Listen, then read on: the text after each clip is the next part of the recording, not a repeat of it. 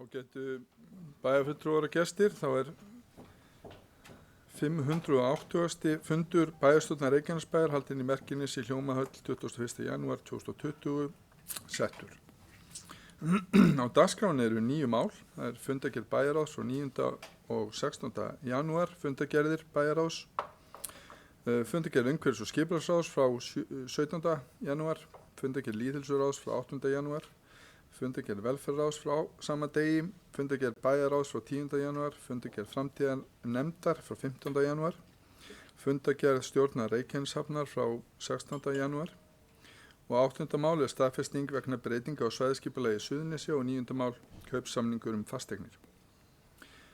Við hefjumst handa við dagskrána og fyrst á dagskrá er fundargerðir bæjarráðs frá 9. og 16. janúar og orðið er laust fundargerðir bæjarráðs. Guðbrandur Einarsson hefur kvatt sér hljóðs.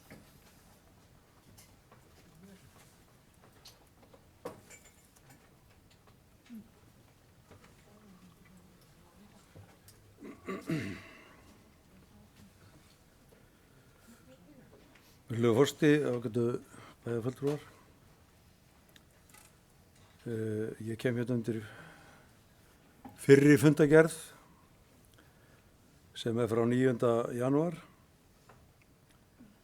og þar er verið að ræða atriði sem eru auðvitað mjög ánægjuleg.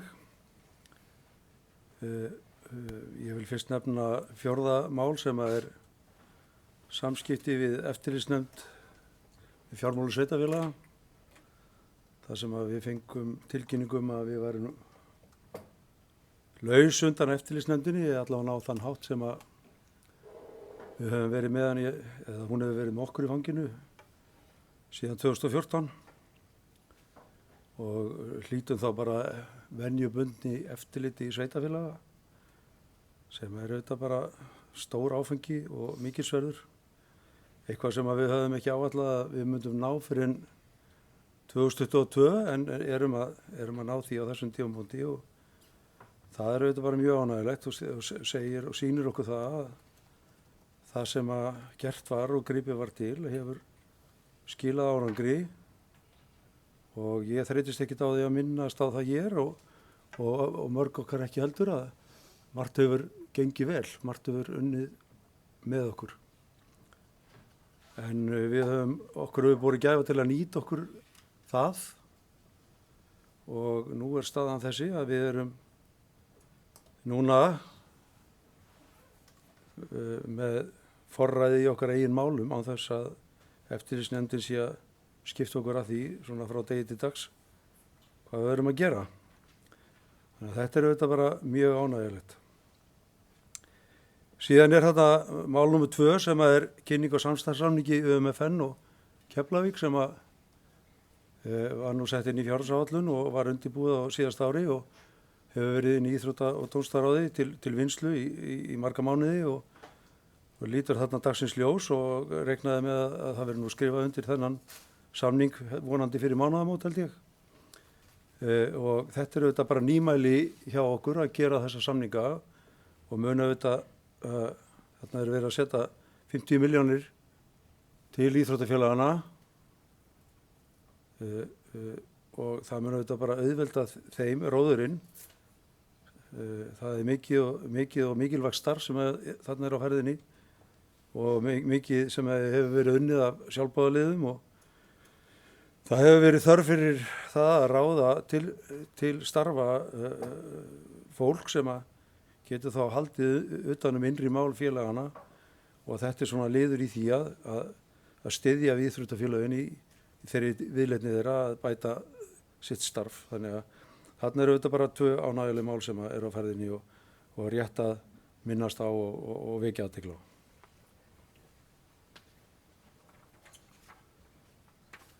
Ágætu bæjarfulltrúar og gestir, ég biðst afsökunar á því ég glemdi að telja hér upp hverju eru mættir á fundin, þannig ég ætla nú að gera það.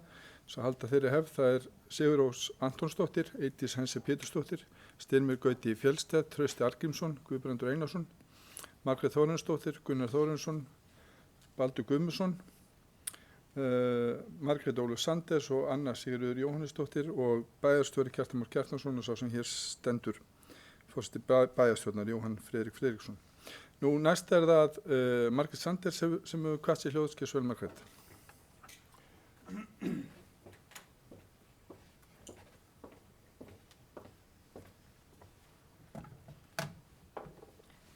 Forseti, bæjarfulltrúar, góði gestir. Ég kem hérna undir fundargerð undir dagskránni sem að fjallar fundargerð bæjarráðs og fyrri fundargerð frá 9. janúar 2020. Og ég ætla að byrja á því að fjalla þá annað mál sem er samstarfssamningur við ÖMFN og Keflavík og tek undir það að ég fagna þessu gríðarlega.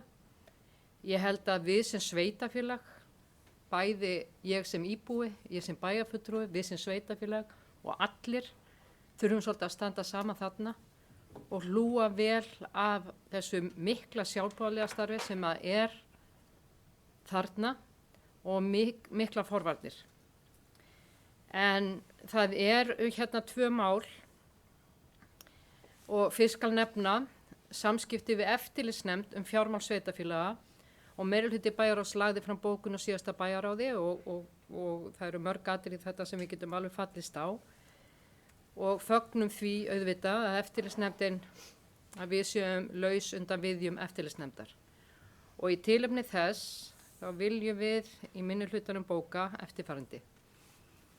Sjálfstæðisflokkur, miðflokkur og frjálst afl fagna því að Reykjanesbær uppfyllir nú fjárhagsleg viðmið sveitarstjórnarlaga og því laus úr viðjum eftirlitsnefndar með fjármálum sveitafélaga. Mikil fjölgun bæjarbúa og auknar álögur á íbúa í formi hækkunar útsvars og fasteignagjalda hafa skilað tekjuaukningu sem vart á sér fordæmi. Þessi mikla tekjuaukning og aðhald í rekstri skýrir að stærstum hluta þennan árangur. Því skuldir bæjarsjóðs hafa hækkað frá 2014 úr 24 milljörðum í 29 milljarða og skuldir samstæðunar úr 41 milljarði í 49 milljarða. Nú þarf sóknin að beinast að því að styrkja stoðir atvinnulífsins á Suðurnesjum og lækka álögur almennings og á fyrirtæki á svæðinu. Auknar álögur bitna á samkeppnishæfni sveitafélaga. Við erum enn að finna fyrir því að samdráttur í efnahag þjóðarinnar komi harðast niður á okkar atvinnusvæði. Við því þarf að bregðast. Og undir þetta rita Margrét Sanders Sjálfstæðisflokki, Anna Sigríður Jóhannesdóttir Sjálfstæðisflokki, Baldur Guðmundsson Sjálfstæðisflokki, Margrét Þórarinsdóttir Miðflokki og Gunnar Þórarinsson Frjálsu afli.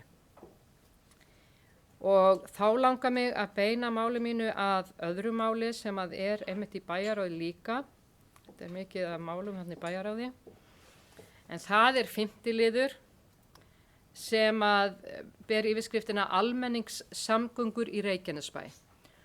Og þar langar mig að nefna að Guðlaugur Sigur Jónsson sviðstjóri umhverfissviðs og Sigur Ingi Kristófersson deildarstjóri umhverfismála þeir mættu á fundin og gerðu grein fyrir málinu. Og það ljóst að það mikill vilji til að gera vel. Og þetta kerfi var virkilega hannað með það í huga að gera betur. Það sem þeir nefndu líka að við ættum í rauninni að koma með tillögur hvað hægt að gera eða eiga að vera breytingar og þeir væru opnir fyrir því. Þess vegna leggjum við fram eftirfarandi tillögu. Sjálfstæðisflokkur, frjálst afl og miðflokkur telja að nauðsynlegt sé að eiga meira samráð við notendur strætóþjónustu vegna þeirra umfangsmiklu breytinga sem nýtt leiðakerfi hefur í för með sér. Þessir flokkar leggja því eftirfarandi til. A.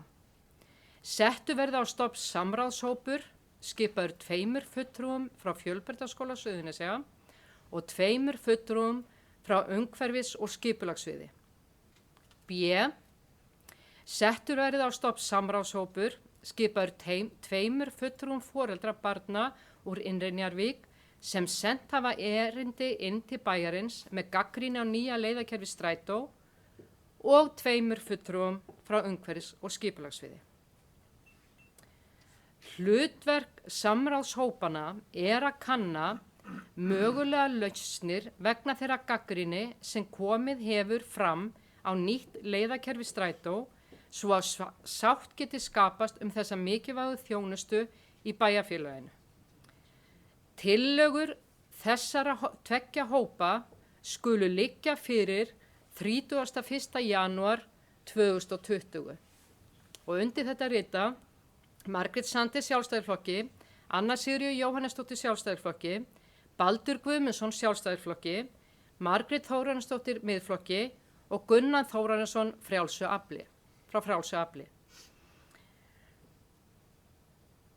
Þar sem einn bæjarfulltrúi að ræða við sviðsstjóra og eitthvað að krunga sér saman með honum, þá langar mig til þess að nefna samt að það hefur einmitt verið talað og þessir aðilar sem ég nefndi áðan hafa talað að það sé mikilvægt að efla samráð og gera meira í að vinna með samráð og ætla sér hreinlega að gera það. Við erum meira að taka eingöngu tvö atriði og þessar tvo hópa, það er örugglega ekki það sem að því að þeir ætla sér og eru þegar búin að segja okkur og ég hef fullt traust til þeirra og ber fullt traust til þeirra með það að þeir ætla að horfa á heildarmyndina og vinna meira með íbúum og fleira því að það eru fleiri atriði sem að koma fram en þessi stóru atriði, þessi tvö atriði sem annars vegar er tímasetningar varðandi Fjölbrautaskólann og þetta öngþveiti sem er í kringum Fjölbrautaskólann eftir að breytingarnar tóku sér stað og eftir samræður okkar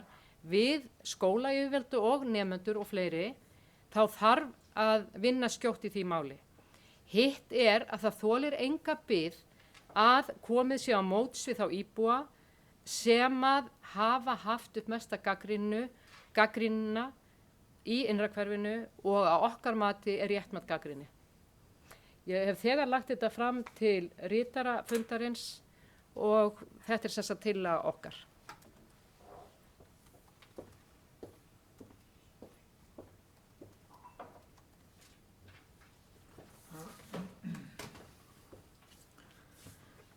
Já, orðið er laust. Guðbrandur Einarsson hefur hvað sér hljóðs. Hversu vel Guðbrandur?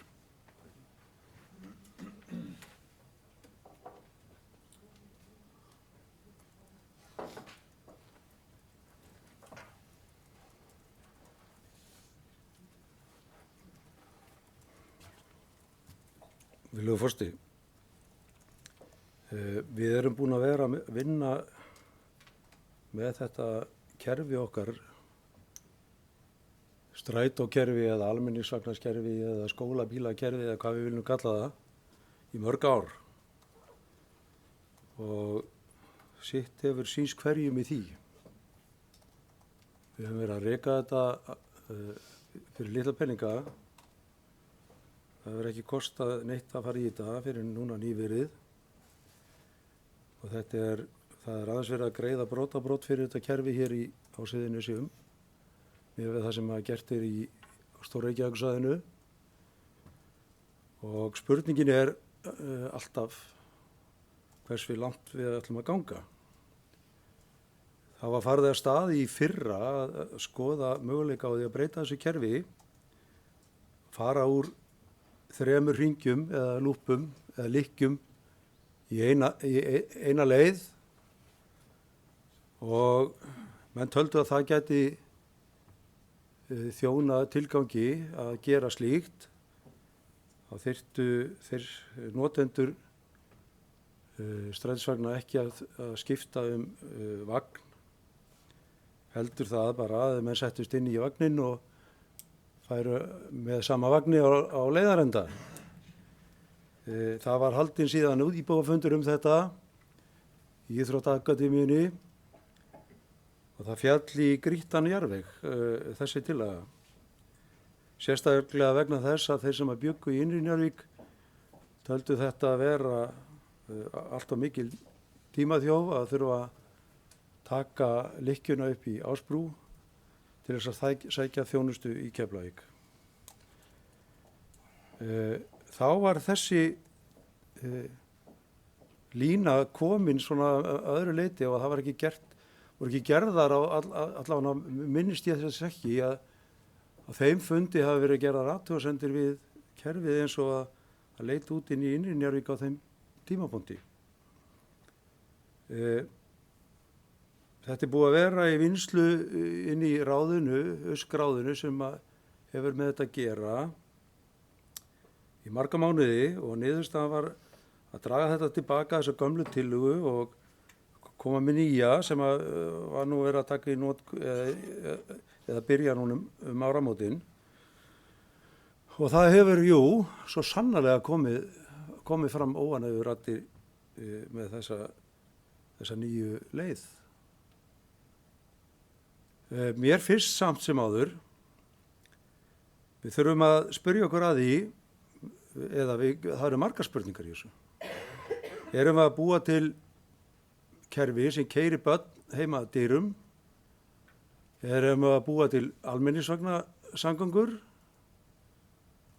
Eða hvað erum við að búa til?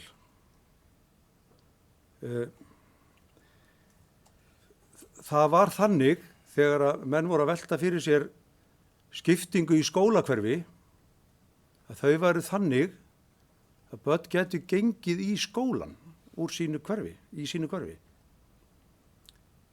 Ég til dæmis bý í Langholti og Fjölbrautaskólinn cirka 500 metra heima frá mér og börnin mín gengu bara þá leið 500-600 metra og það þótti ekki tiltökumál að labba 500-600 metra. Spurningin hvar eiga mörkin að vera? Við erum hér að ræða lýðheilsumál og það er ýmislegt sem við erum að ræða. Er það vont fyrir börn að labba 300 metra? Ég veit það ekki. Ég held að það væri ekkert slæmt. Ég labba oft heima frá mér á bæjarskrifstofu, það er rúmi 500 metrar. Ég finnst það bara örstutt. Það getur auðvitað verið svolítið snúið fyrir þessa krakka sem að fara í íþróttir að ná vagninum inn í Njarðvík, að fara í íþróttir í Keflavík, tekur svolítið tíma. Ég veit ekki hvort að þessi lykkja sem fólk hefur verið að tala bæti það mikið, einhverja mínútur kannski, sem að það sparar þessum börnum tíma. Fagmennirnir okkar inn á sviðinu hafa bent á að menn ættu frekar að leysa þessi önnur vandamál með kannski skólaskutlum einhvers konar heldur en að vera nota almenningsvagnasamgöngur í þetta vegna þess að almenningsvagnasamgöngur ekki skólabílar eða eiga ekki að vera það. Við höfum verið að reyna að sameina þetta tvennt en það hefur ekkert gengið rosalega vel. En þarna er komin tillaga sem að við hrindum í framkvæmd núna áramótin án þess að það komu engar sérstakar athugasemdir fram við þessa tillögu. Spurningin á að taka tillöguna núna og stúta henni eftir hálfa mánuð eða eigum við að bíða aðeins og fá fram frekar ábendingar, skoða fleiri lausnir. Ég hræðist það ekki að þetta mál sé skoða, en það engir hagsmunir fyrir mig í þessu, annað en það bara, ég myndi vilja sjá gott kerfi sem að virkar á sem hagkvæmastan hátt. Þannig að ég get alveg stutt það að við höldum áfram að skoða þetta, en ég veit ekki hvort að ég sé þessi umkomin að leggja mat á þessa tillögu þessa umfangsmiklu tillögu sem að hér komið fram. Ég held að ég vilji bara á þessum tímapunkti leggja það til, þessi tillaga að fara bara niður í bæjarráð núna í fyrstu atriðinu. Og við leggjumst aðeins yfir þessa tillögu og skoðum nánar hvað í henni felst. Þetta er bara stóra mikil tillaga. Þetta er ekkert annarkvort þarna verið að stinga upp á alls konar vinnuhópum sem að ég held að við ættum að fara aðeins yfir hvaða tilgangi þjóna áður en að við samþykjum tillöguna. Þannig ég ætla að gera það tillögu að þessari tillögu, framkomnu tillögu, verði vísað í bæjarráð. Annað sem ég langar að nefna hér, varðandi þessa bókun sem minnihlutin hér að leggja fram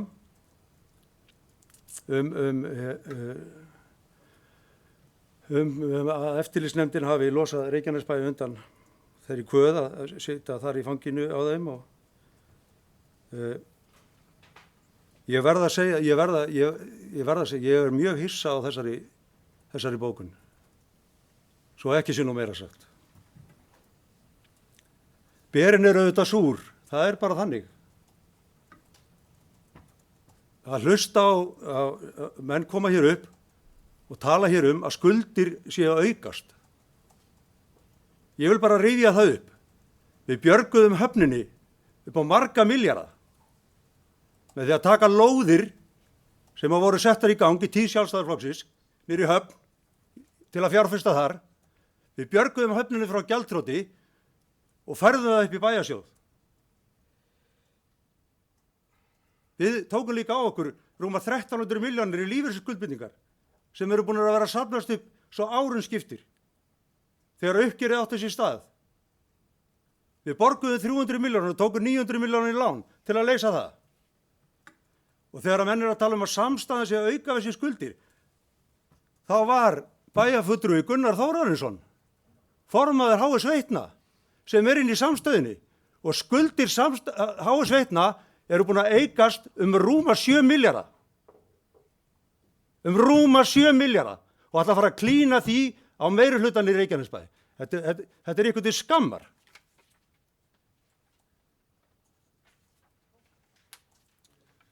Já, með leyfi fundarins langar með að segja nokkur orð varðandi framkomna tillögu minnihlutans, varðandi almenningssamgöngur. Ég get hins vegar tekið undir það að samráðið er alltaf af henni góða. Ég held að, og ég efast svolítið tímasetninguna varðandi samráðið sem þarna er verið að leggja til. Ég held að við ættum að setjast betur yfir það bara hvort að það sé raunhæft. Ég get ekki sett mig sérstaklega á móti slíku ef það verður til þess að gera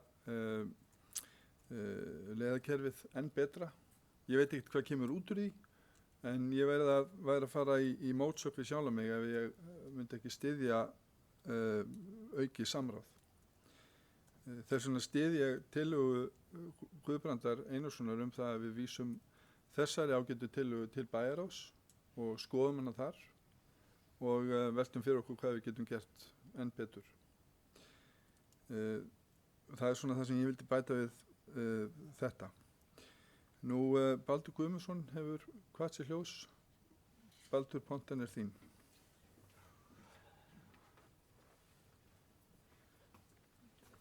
Takk fyrir, virðulegi forseti og góðir bæjarfulltrúar og gestir. 2 mál sem við erum að taka hérna upp. Við erum að fagna því að vera núna laus undan eftirlitsnefndinni og erum bara aðeins að draga upp nokkur mál, að benda á það að það er þessi tekjuaukningi sem að skila þessu, að við séum komin undir skuldaviðmið, að því að skuldirnar hafa þar hafa hækkað. Ég veit ekki hvern Guðbrandur er að skamma en hann verður að glíma við það. Við erum bara að reyna að tala hlutina og benda á þessa staðarind að við erum ekkert alveg laus við þetta. Þetta er ennþá glíma. Tekjurnar eru miklar og ég man ekki betur en að þessu var einmitt haldið á lofti 2014 held ég, í þeirri kosningabaráttu. Þá var gargað eins og Bubbi var að gera áðan, Guðbrandur var að gera þetta áðan. 40 miljardar skuldir. Takk eftir bæjarbúar, 40 miljardar skuldir. Það var hamrað á þessu. En ef við vógum okkur að nefna skuldastöðuna, þá ættum við að skammast okkar. Það er ótrúlegt hvað við eigum ofta skammast okkar þegar við viljum ræða hlutina og aðeins tala um þetta. Ég ætla ekki að skamma neitt einasta mann hérna, við erum bara að ræða þetta mál hérna. Annað varðandi samráð. Ég gerir mér engar vonir til þess að við getum leyst þetta strætókerfi, strætóleiðina bara hérna núna. Og við erum ekki að fara fram á það að við leysum þetta. Við höfum bara aldrei upplifað önnur eins viðbrögð við breytingum á strætókerfinu. Það er kannski af því að fólk er fara að tjá sig meira á samfélagsmiðlum og beita sér meira og láta meira í sér heyra. Ég veit það ekki. En þetta er bara staðreynd að við erum að heyra þetta frá þessum 2 stöðum sem við nefnum.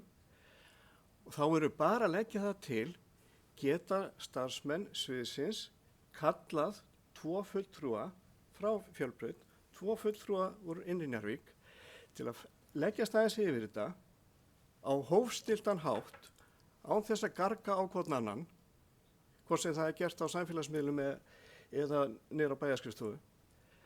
Og athuga, eru einhverjar lausnir? Þú veist, það er nokkrar mínútur spursmál og við erum ekkert að skammast yfir því að fólk þurfa að labba nokkur 100 metra. En ábendingarnar, þetta er ekki við, ábendingarnar eru frá bæjarbúum. Þetta er að trufla skólahaldið í Fjölbraut. Eigum við bara að segja, bara vinnið úr þessu. Við erum bara að biðja að það sé haft samráð. Ég sé ekki lausnina, ef þið vilja ekki skoða þetta, þá bara fellið þessa tillögu. En að vísinni bæjarráð er ekkert að fara að lesa þetta. Geta alveg fundað endalaust í bæjarráðum þetta. Þið leysið þetta mál ekkert þar. Við erum að tala við fólki sem er að kvarta, sem er að nota þetta, sem þekkir þetta. Ég bara nota þetta ekki, sem viður. En mér finnst það að ég að tala við fólki sem er notendur. Guðbrandur tala náttúrulega hérna að það væri ein leið. Ég held að það væri bein leið hjá okkur, ekki bara þessi eina. Skoðum möguleikana. Gunnar Þórunnsson hefur hvatt til ljós. Gjör svo vel, Gunnar.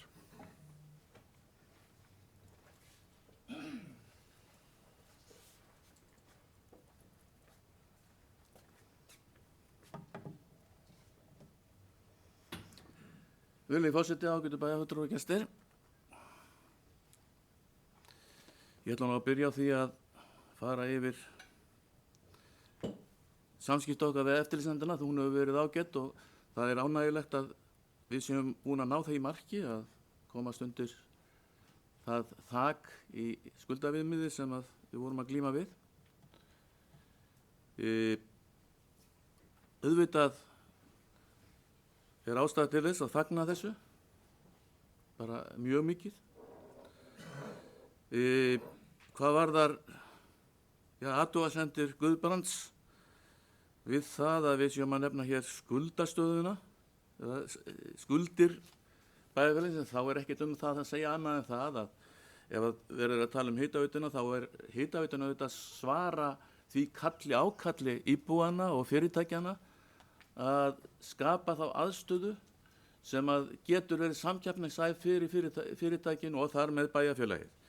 Og það er auðvitað eitthvað sem við þurfum að gera. Það er annað mál með höfnina. Hún skuldar helling, en er ekki að í raun og veru skila því sem að eðlilegt væri miðað við skuldirnar. Það er þetta sem við þurfum að passa okkur á, að framvegis að vera ekki að setja peninga í eitthvað sem að skilar ekki tilbaka neinu. Það er alveg bráðnauðsynlegt að átta sig á því. Og ástæða til að gjalda varhug þar við. Hvað var það almenningssöngungur, þá hafa nokkurir haft samband við mig út af ástandinu þar. Það er aðalega barnafólk, fólk sem er með börnin sín í skóla, börnin sín í íþróttum, sundi, dansi og svo framvegis. Þetta er allt krakkar sem að auðvitað komast ekki öðruvísi en með annarkvort foreldrum sínum í bíl, sem að er nú ekkert alltaf til taks, eða með strætó, hvort sem það er skólabíl eða almenningssamgöngur. Það er alveg óhjákvæmilegt að horfa til þess þegar að barn fer í íþróttir hérna úr Innri-Njarðvík yfir í þess vegna Keflavík,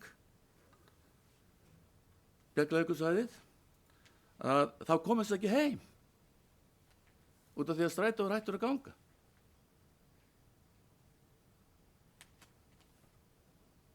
Eða kemur seint og síðan mér. Þetta er eitthvað sem að þarf að skoða að sjálfsögðu. Við þurfum að skapa þá leið sem hæfir þessum þörfum barnanna. Það er óhjákvæmilegt. Það var alveg ágætlega leyst á síðasta kjörtímabili. Það var verið að koma til móts við sem flesta hvað þetta snertir. Allavega að reyna það. En núna virðist það vera þannig að það sé hvergi nærri því. Og við þurfum auðvitað að laga þetta. Og ástæður til þess að fara þá leið sem var nefnt hér áðan, að stofna einhvern hóp sem að gæti verið með einhverja þekking á þessu sviði og þekkja það af eigin reynslu. Og ég legg eindregið til að við reynum að skipa einhvern hóp í þetta til þess að fá í raun að veru lausn sem hentar íbúanum. Bráðnauðsynlegt. Bæjarráð er ekkert hæft í það að fara að finna út hvað sé best í þessum efnum. Við þurfum að fá einhverja aðila sem að vita hvar skórinn kreppir og það er leiðin. Já, getur bæjarfulltrúar og gestir. Það hefur nú verið venjan svo þegar uppkoma mál sem á að skoða betur að þeim sé vísað í bæjarráð. Það er svo sem ekkert sem að stöðvar það að eini bæjarráð sem er sannarlega stjórnsýsluráð sveitarfélagsins taki málefni sem þetta til endurskoðunar. Það hefur við gert margoft og það er nú ástæðan fyrir því að þessi tillaga kemur fram. Það má aftur á móti vel vera að það sé ekki tilgangur þessar ágætu tillögu að vinna neitt í henni, heldur bara að fá meiri hlutan til þess að fella hana. Varla er það málið. Ef að virkilega er ætlun minni hlutans að skoða málið, þá er hljómgrunnur fyrir því hjá meiri hluta, það liggur alveg fyrir. Þess vegna skil ég ekki alveg og verð að segja það sem bæjarfulltrúi að það sé eitthvað því til fyrirstuð að vísa málinu til bæjarráðs. Bæjarráð fær til sín reglulega starfsmenn og sérfræðinga sem vinna hjá sveitarfélaginu. Og ég held að þess vegna sé nú svo tillaga komið fram sem að ég held að geti nú verið svona ákveðin sátt í málinu. Svona mín vona að minnsta kosti. Ég nefnilega trúi því ekki að þetta sé eitthvað populist upphlaup. Ég trúi því að í innlægni sinni sé verið að leggja hérna fram hugmyndir að því að gera málið enn betra og hvað er gert. Og þess vegna er ég vonast til þess að bæjarstjórn geti samnust það að vísa málinu til bæjarráðs. Nú, Margrét Þórarinsdóttir hefur hvað sér hljóðskjá, svo Margrét.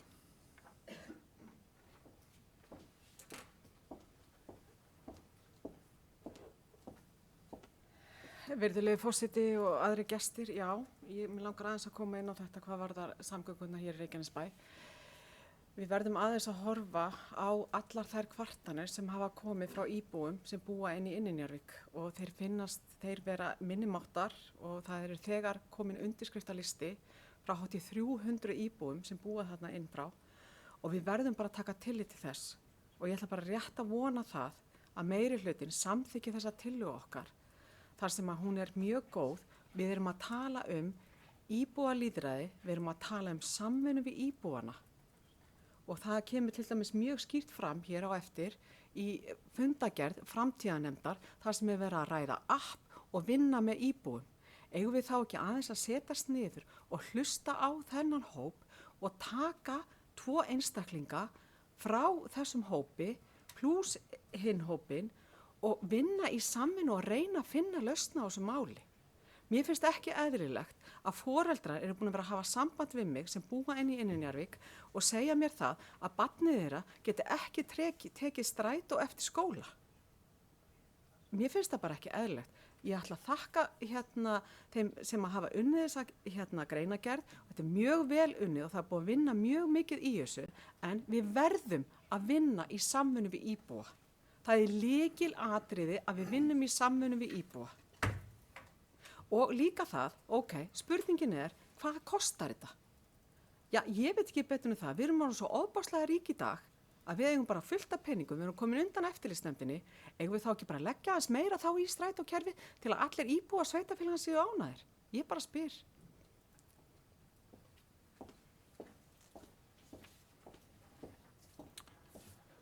Já, Margrét Sanders og hvað sé hljóðski, svo Margrét.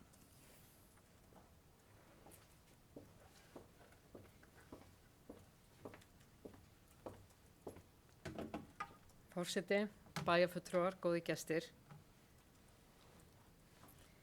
Mér bara brá þegar að Guðbrandur fór að blása. Ég veit að við erum alveg vön því að hann blási en mér bara brá því að ég var svo ánægð með bókunin okkar. Við vorum bara að segja þetta væri mikil tekjuaukning en við vorum líka að tala aðhald í rekstri en það hefur verið talað það hvað mikil samstaða hefur verið í bæjarstjórn og bæjarráði til þess að vinna á þessum skuldum og vinna í þessari stöðu og það var áður en ég kom inn, kannski verið að vestnættur ég kom, ég veit það ekki, en allavega að þá hafa menn virkilega snúið bökum saman. En talandi það, þegar verið að tala bæjarsjóð og hækkun skulda, að þá líka tekið fram skuldir samstæðunar. Og þegar við erum að tala samstæðuna, þá erum við að tala heildina. Þannig að ef við erum að tala eitthvað sem gerist í höfninu, þá það heildin. Þannig að við skulum aðeins passa okkur þegar við byrjum að blása. Það annað þarna sem að ég vil aðeins nefna, þegar menn eru að æsa sig út af því að það ekki tekið tillit til þess að lífeyrisskuldbindingar bættust við, að það þurfti að kaupa land af höfninu og svo framvegis.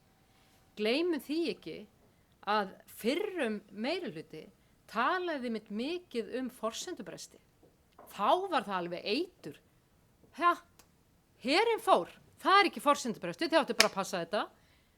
Hrun, öll fyrirtæki á hausnum og sveitafélög. Nei, þið áttu bara að passa þetta. En það þýðir það ekki að þessar upphæðir eru háar. Og ég bara fellst á það sem þið segið í þeim efnum. Og af hverju ekki að nefna það þá hér? Þetta á mikla skuldir og þess vegna þurfum við að auka atvinnu, auka tekjurnar áfram til þess að hægt sé að greiða niður skuldir. En þá kem ég að strætómálunum. Ef að populismi felst í því að hlusta á íbúa, þá ég populisti. Ég reyndi á síðasta bæjarstjórnarfundi að fá málið yfir til bæjarráðs og það fór þangað. En það í rauninni skilaði ekki því öðru en því að embættismenn komu og kynntu og það var talað hvað væri verið að gera og ég fellst alveg á þau rök að menn ætla að vinna hlutin í heild betur. Í heildina þarf miklu meiri vinnu við þetta. Allavega túlka ég það sem að við höfum fengið frá fagfólkinu á sviðinu að menn ætla sér að vinna þetta betur, þeir ætla að gera betri greiningavinnu, þeir ætla að pröfa hvernig það gengur og allt það. En það eru 2 atriði sem eru algjörlega ekki að ganga upp og eru hreinlega bara það sem að gerir og skapar mestu reiðina og á meðan að vera að kanna þetta, að meðan að vera að vinna þetta, að þá það sem að við erum að benda á, hægt að sjatla þessi mál til að byrja með af því að við reiknum með að þau þurfa að endurskoða þetta. Og ég held einmitt að embættismenn hafi einmitt bent á það, kannski þarf bara líka tómstundabíll að vera starfandi til þess að koma mönnum í íþróttur og annað. Því að það líka annað að tímasetningar eru bara ekkert að passa við æfingar og fleira. Þannig að þetta miklu starra mál og ég á von á því að við þurfum að endurhugsa þetta meira að segja. Þurfum að vera með sérstakann skólagstur á morgnana. Hvernig var að hugsa hlutin í kringum fjölbraut? Svo var sagt hérna bara fullirt hérna í ræðustól að það væri nú allt og mikið dekur að fara að stoppa fyrir utan fjölbrautaskólan, þetta væri nú ekkert svoleiðis í Reykjavík. Og það bara verið að stjórnendur í fjölbrautaskóla Suðurnesja að segja bara hreinlega að það sé við alla skóla í Reykjavík strætóstoppustöð. Þannig og hvort hún sé alveg upp við skólan eða hvað, þeir halda því fram, en þetta þarf að vinna betur. Ef að menn eru ekki tilbúnir að stofna þessa 2 hópa strax, af því að mér finnst liggja á þessu og þannig að það vont að fresta þessu aftur í bæjarráð, en ef að menn eru algjörlega heilir og í því að vilja skoða þetta betur og eru tilbúin að fara þá allavega í skammtíma hluti fyrst og síðan í langtíma að skoða þetta í heild sinni betur, þá vil ég frekar að þessu veri vísa í bæjarráð, þó að mér hugnist það ekki, þá vil ég frekar að verði vísa í bæjarráð, frekar að þetta veri fellt og það gerist ekkert meira í þessu máli. Og getur bæjarfulltrúar. Ein af þeim ástæðum fyrir því að ég held sé nauðsynlegt fyrir okkur að vísa þessi bæjarráð svo staðreynd að hér kemur til að mynda ekkert fram hverjir eiga að sitja í þessum samráðshópum. Það sé mikilvægt að bæjarráð finni minnstu kosti eða hafi samráð þá við þessa aðila það, hverjir það geti verið til að mynda. Ég held að það geti verið ágætislausn í þessu máli. Frá mínum bæjardyrum séð þá veit ég að breytingar sem þessar, það verður alltaf skipta skoðanir þær. Einhverjir að fá betri þjónustu, í einhverjum tilfellum eru börn að ganga styttri vegalengd til þess að sækja strætó og auðvitað eigum við að leita leiða til þessa sem flestir verði sáttir við slíka breytingar. Það tilgangurinn með þeim, en það liggur líka fyrir að við munum aldrei koma 100% á móts við alla. Nú, Guðbrandur Einarsson hefur hvað sér hljóðskið svo vel, Guðbrandur.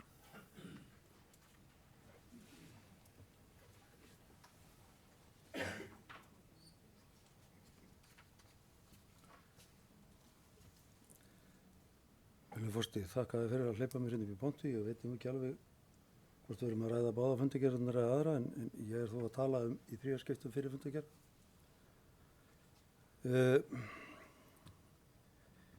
Ef við erum heil í þessu, segir bæjarfulltrúi Margrét Sandits, ég velti fyrir mér, af hverju ættum við ekki að vera það? Af hverju ættum við ekki að vera heil í því að reyna að bæta hér þjónustu í sveitarfélaginu? Ég bara spyr. Það að fara í breytingar á kerfinu okkar var einmitt til þess að reyna að bæta þjónustuna við íbúa. Við höfðum auðvitað geta bara haft þess að 3 lykkjur og látið þar við sitja. En tilgangurinn var að reyna að bæta hag íbúana. Og stóra breytingin var auðvitað í þessu var fjölgun ferða. Við fórum að keyra lengra fram á kvöldið og við fórum líka að keyra meira helgar, meira á laugadögum heldur en á sunnudögum, því að þá einmitt íþróttaæfingar frekar í gangi. Þannig að tilgangurinn var og að reyna að bæta það kerfi sem var.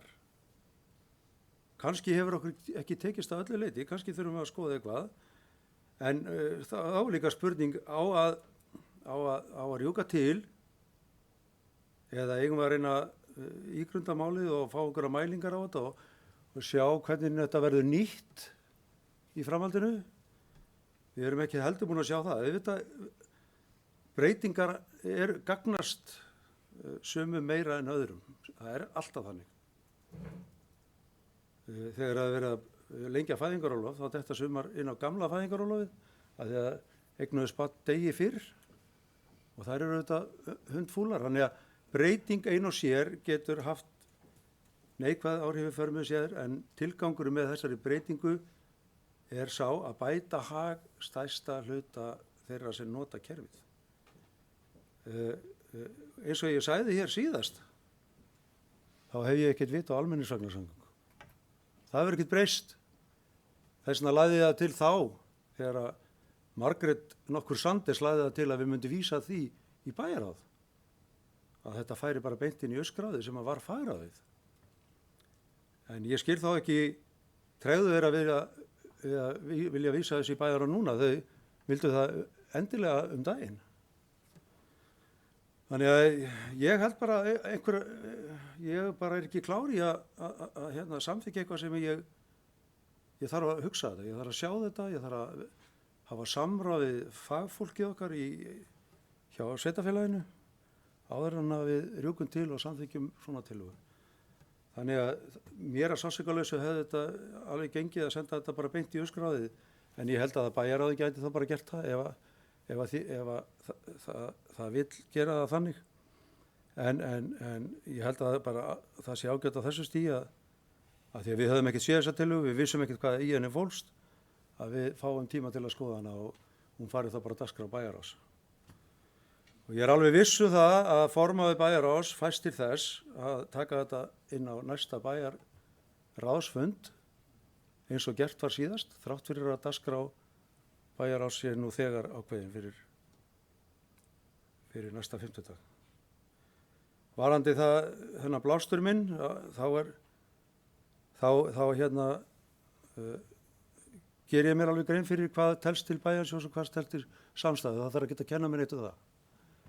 Þegar að B-hluta fyrirtæki getur ekki borgað skuldir sínar og A-hluti þarf að taka yfir einhverja skuldir, annarkvort með tilfærslu á eignum og þar með skuldum, þá aukast auðvitað skuldi bæjarsjós. Og þegar að Hitaveita eða HS Veitur þarf að fjárfesta, sem er B-hluta fyrirtæki, þá hækka skuldirnar í samstæðinni. Það er skýring á því, en að nota það sem rök í máluna skuldir bæjarsjós, samstæðu sé aukast. Það var algjörlega fáránlegt. Þetta mun aldrei nokkuð tíman hafa nein áhrif fyrir íbúa Reykjanesbæjar að skuldir HS Veitna hafa verið aukast. Það er að meðal annars aukist vegna fjárfestingu í Vestmannaeyjum. Meðal annars aukist vegna fjárfestingu í Hafnarfirði. Hefur ekkert með Reykjanesbæ að gera. Og nota þetta sem við rök. Jú, auðvitað, það er erfitt að rósa meirihlutanum. Ég skil það vel.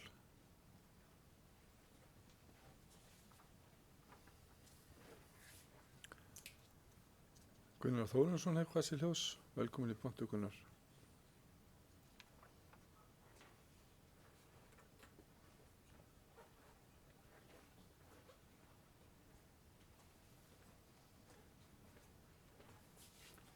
Virðulegi forseti, ágætu bæjarfulltrúar og gestir.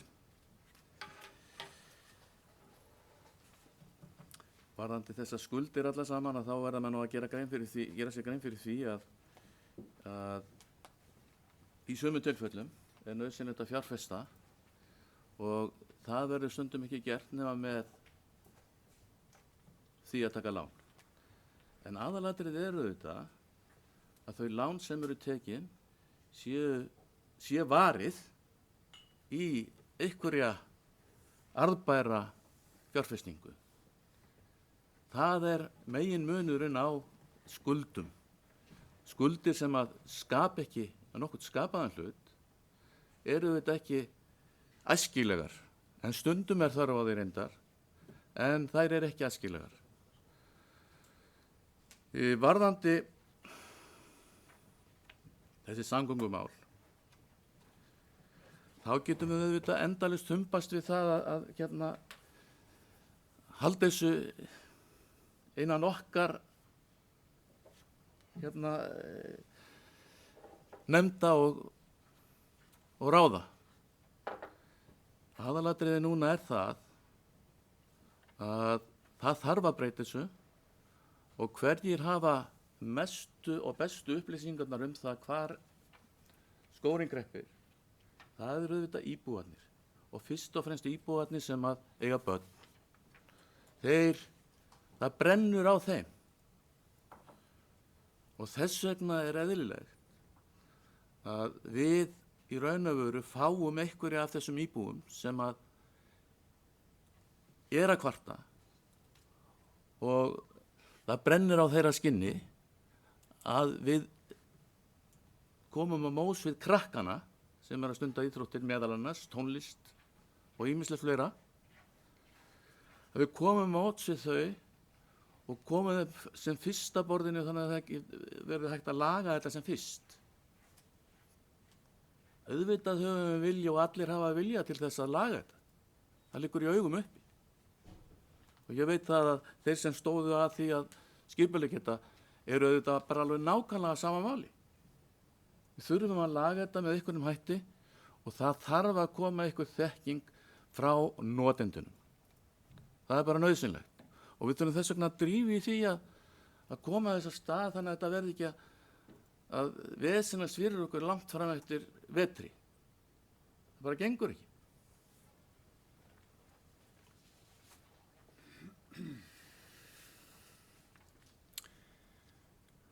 Nú á þeim forsendum að við þurfum að skipa að minnsta kosti 2 aðila fulltrúa með þessa tillögu frá Fjölbrautaskóla Suðurnesja og 2 fulltrúa foreldra barna over inn í Njarðvík meðal annars, auk þess sem að bæjarráð eru auðvitað stjórnsýslunefnd sveitarfélagsins.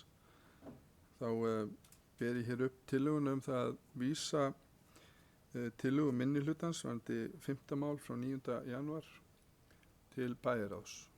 Þeir sem geta stutt á tillögu við sem gefa merki.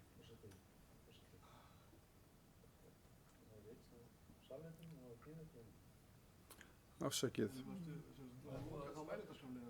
Það var enginn búinn að kveða sér hljóðs. Afsakið. Já, það bara liggur fyrir að það er ekki allir bæjarfulltrúar á svæðinu þannig að ég er bara mist að það fer svona lítið fyrir Baldur Guðmundsson bæjarfulltrúi. Gerðu svo vel, vertu velkomin í pontu.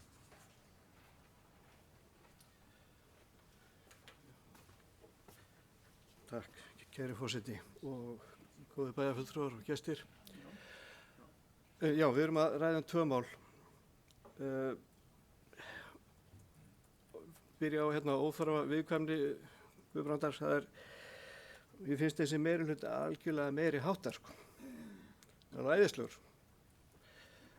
Og í bókunni þá byrjum við bara á jákvæða nótunum og við erum eiginlega ekkert að bauna á meirihlutan, eitt en eitt í þessari bókun. Ég veit ekki hvernig af hverju það þarf að taka því þannig. Ég bara skil það ekki. Og og við erum komin í gamlan hrærigröð, sko, í staðin fyrir að bara taka höndum saman og við erum með þetta verkefni, þetta er staðan, margt gengur vel, atvinnuleysi er að vísu aðeins að trufla okkur, við þurfum að bregðast við því.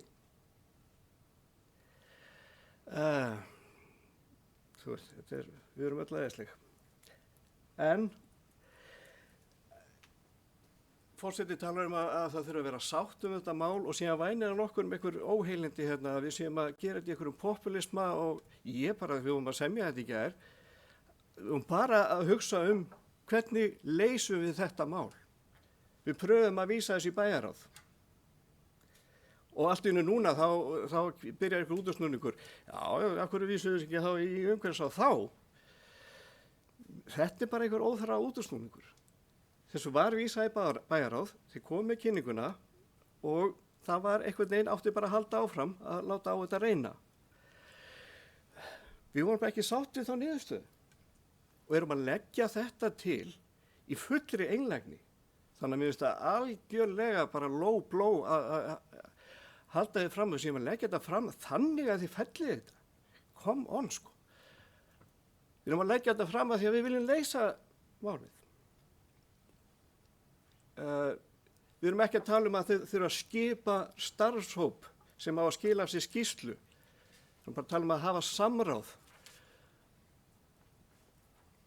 Það séu hópar sem að það er bara umhverfis- og skipulagssvið tilnefni 2, fjölbrautaskólinn tilnefni 2, funda, taka saman einhverja niðurstöðu, taka stöðuna, eru möguleikar sem að við höfum ekki rekist á, þessu skilaði. Sama með Njarðvík. Það er fullt af fólki sem er búið að bjóða sig fram með athugasemdir. Þannig að ég sé ekki flækjuna í þessu, eða pólitíkin eða samsæriskenningarnar. Það er bara bæjarbúar þetta hvílir þungt á þeim, þeir sem að voru að nota þetta, og auðvitað breytingar eru erfiðar. Og við erum bara að leggja til að þetta verði bara fært til, þannig að við séum ekki alltaf að einhver svona miðlar í þessu máli. Bubbi var nú í miðlunum, en bara þannig að þetta sé bara að við í bæjarstjórn, bæjaráð, við séum ekki alltaf að einhver síja hérna. Athuga hvort að þessi ekki hægt að leysa þetta bara, þeir sem eru að stýra þessu og þeir sem eru notendur, þeir tali bara saman. Ég er bara svo hissa á því að þetta sé vesen.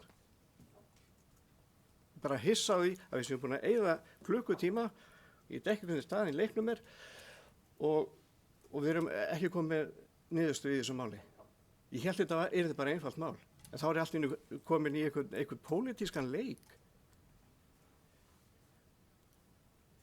Ég ætla ekki að styðja þetta að fara aftur bara sama hringinn, sko. Því að ég sé ekki flækjunni í þessu.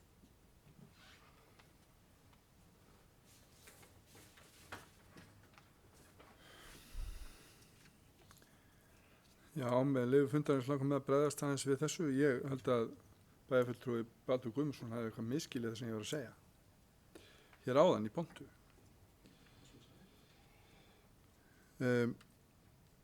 Það er alþekkt og hefur gerst ítrekkað á þessu kjörtímabili að við höfum vísað málum í bæjaráð sem að hafa verið til þess fallin að ná betri sátt, sérstaklega gagnvart þeim málum sem að snúa íbúunum okkar sem við vinnum fyrir.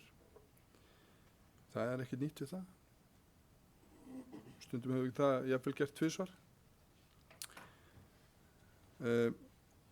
Ég held að sé allavega að frá mínum bæjardyrum séð engin ástæða til þess að reyna að gera eitthvað pólitík úr þessu máli, annað en það bara að reyna að ná einmitt fram því sem kemur fram í þessari ágætu tillögu.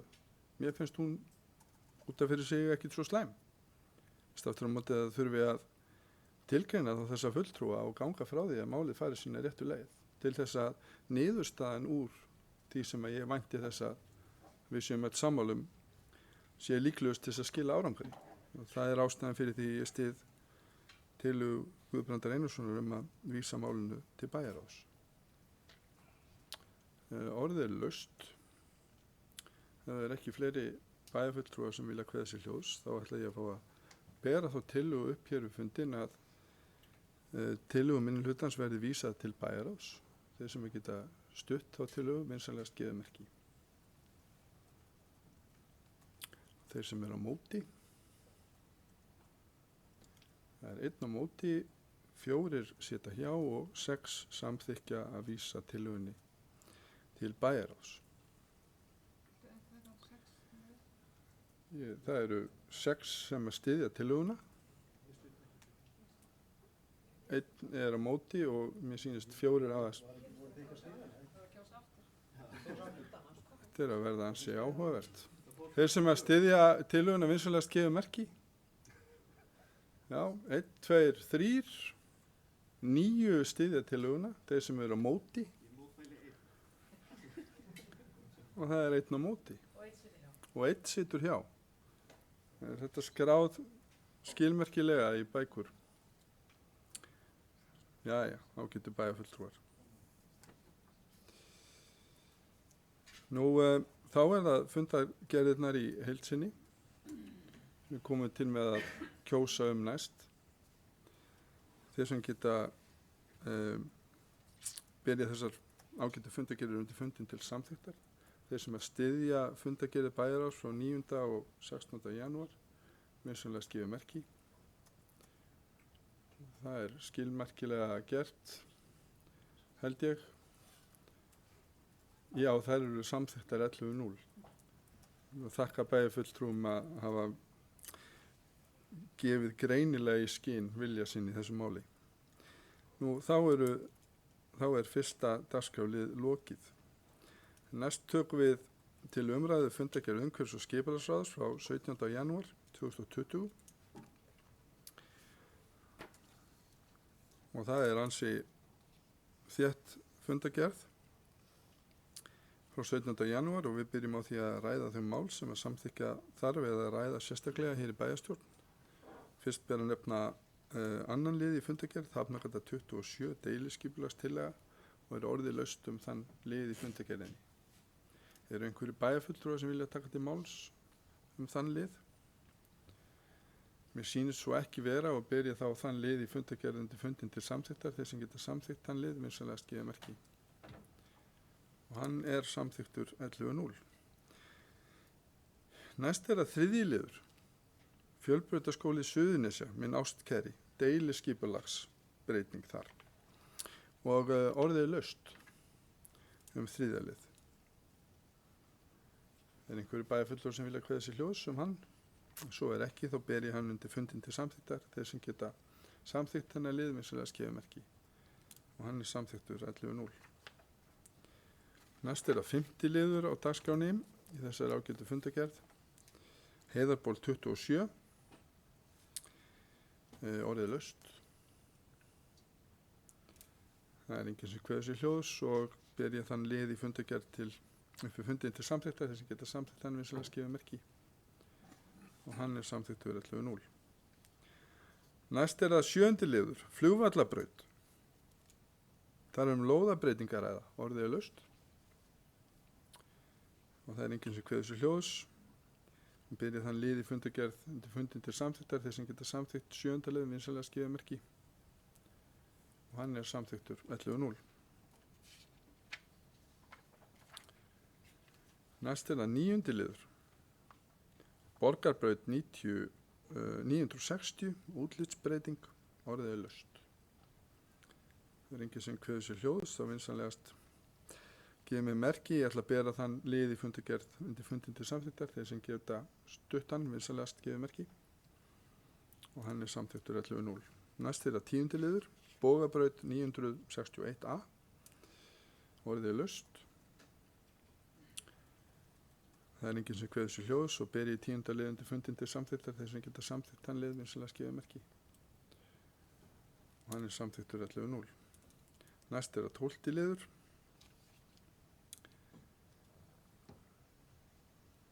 Orðið er laust 12. lið. Það er enginn sem kveður sér hljóðs. Ber ég 12. lið í fundargerð undir fundin til samþyktar, þeir sem geta samþykkt hennar lið, vinsamlegast gefa merki. Og hann er samþyktur 11-0.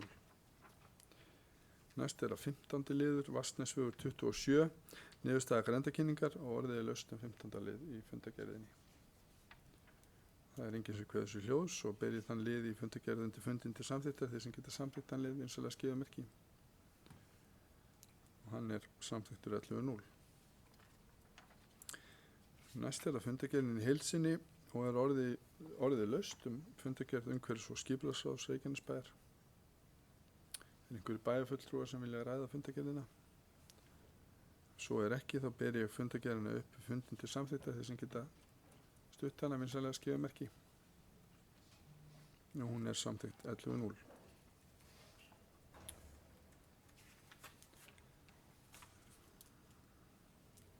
Næst er að fundargerð lýðheilsuráðs frá 8. janúar 2020 og er orðið laust fundargerð lýðheilsuráðs. Anna Sigríður Jóhannesdóttir er kvassi hljós, velkomin í pontu Anna Sigríður.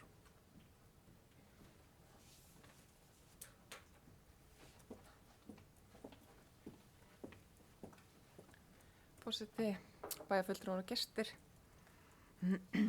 Já, ég kemur undir fyrsta máli í fundargerð lýðheilsuráðs sem við ræddum stefnumótun í lýðheilsumálum og við horfðum á myndband sem skilgreinir á einfaldan hátt hvað lýðheilsa er og ræddum að slíkt myndband væri gott fyrir íbúa á íslensku svona til að kynna lýðheilsu og við ætlum að skoða það var nánar. Lýðheilsustefna er einnig í vinnslu og lýðheilsufulltrúi er að safna saman gögnum og er væntanlega tilbúið með drög að henni fyrir næsta fund ráðsins og koma með tillögur að aðgerðaáætlun.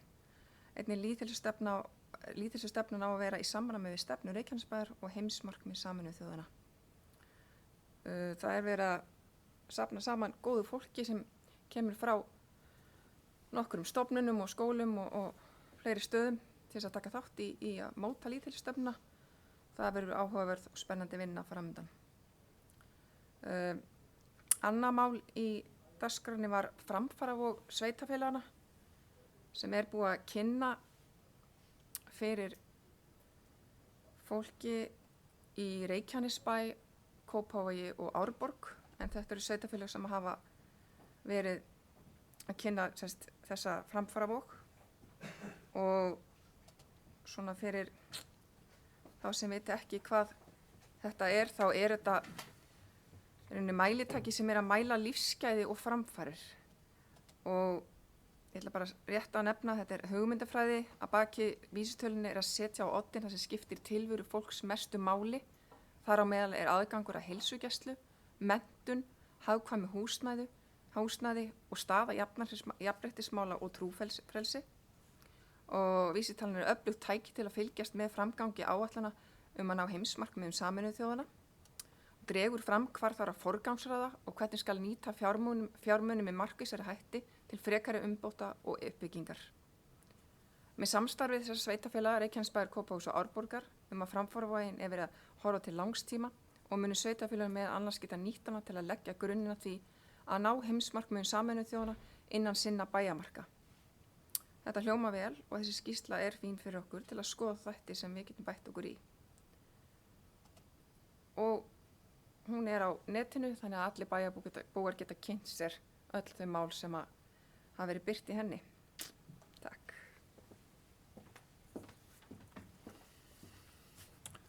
Orðið er laust. Það er ekki fleiri sem vilja kveða sér hljós, þá ber ég fundargerð lýðheilsuráðs undir fundin til samþykktar. Þeir sem geta samþykkt fundargerðina vinsamlega skeiða merki. Hún er samþykkt 11.0. Næst er að fundargerð velferðarráðs frá 8. janúar og orðið er laust. Anna Sigríður Jóhannsdóttir hefur kvatt sér hljós. Velkomin í pontu, Anna Sigríður.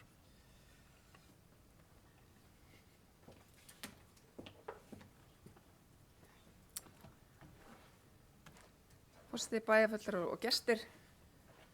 Mig langar að koma hérna upp undir fyrsta máli í fundargerð velferðarráðs og mig langar að þakka starfsmönnum Vinnumálastofnunar fyrir komuna og fyrir góða skýringu á stöðunni sem er á Suðurnesjum í dag og í Reykjanesbæ. Við áttum góðan fund með þeim þar sem við fórum yfir atvinnuleysistölur og hvernig gengur að koma fólki aftur til vinnu, en við svona erum jákvæðari eftir því sem við sjáum fleiri heilsíðu auglýsingar í vikufréttum birtast nú á dögunum með atvinnuauglýsingum og vonum svona til að leysist úr þessu mesta atvinnuleysi svona með vormánuðum, en við fórum líka yfir atvinnuleysistölur varðandi Íslendinga og erlenda íbúa og þetta er allt mjög svipað hjá okkur, en við höfum líka verið að ræða hvað við getum gert fyrir fólkið og koma þeim að góðu námskeið, bjóða þeim upp á góða þjónustu sem snýr að íslenskukennslu og efla þau bara enn frekar í daglegu lífi. Það er mjög jákvætt. Og endum á því að kveðja starfsfólk Vinnumálastofnunar með því að bjóða þeim aftur í heimsókn eftir ákveðin tíma, fara aftur yfir málin. En þetta minnir okkur þá öll í rauninni á það hvað er gríðarlega mikilvægt að efla atvinnutækifæri á Suðurnesjum, efla atvinnu í Reykjanesbæ og setja það á oddinn í öllum ráðum. Takk. Margrét Sanders hefur kvatt sér hljós. Gjörðu svo vel, Margrét.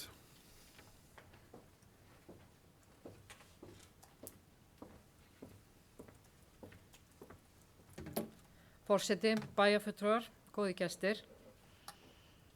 Atvinnumál eru Atvinnumál eru velferðarmál vegna þess að ef að ekki koma inn tekjur þá eigum við erfiðara með að gera vel í velferðarmálum. Og þá virkilega er þörf á að gera vel í velferðarmálum. Og ég tek undir með Önnu Sigríði að ég fagna því að velferðarráð er að fylgjast með atvinnuleysinu sem er 9,2% í Reykjanesbæ. En það sem að við höfum áhyggjur af er að samkvæmt fundargerðinni er talað að úrræði þarf fyrir fólk sem er í atvinnuleit og það tengist líka mikið flugbransanum og ferðaþjónustunni. Það er gríðarlega mikið sem er framundan í Reykjanesbæ eða hér á Suðurnesjum. Það eru mikla fjárfestingar framundan en þær eru töluvert einsleitar að sumuleyti en við þurfum fjölbreytni, við þurfum nýsköpun, við þurfum annars konar atvinnu og því vil ég ítreka það sem ég hef áður sagt hér í ræðustól að núna erum við með atvinnu og menningamálin í nefnd saman og við ættum þar að leggja alla eða miklu meiri áherslu á atvinnumál.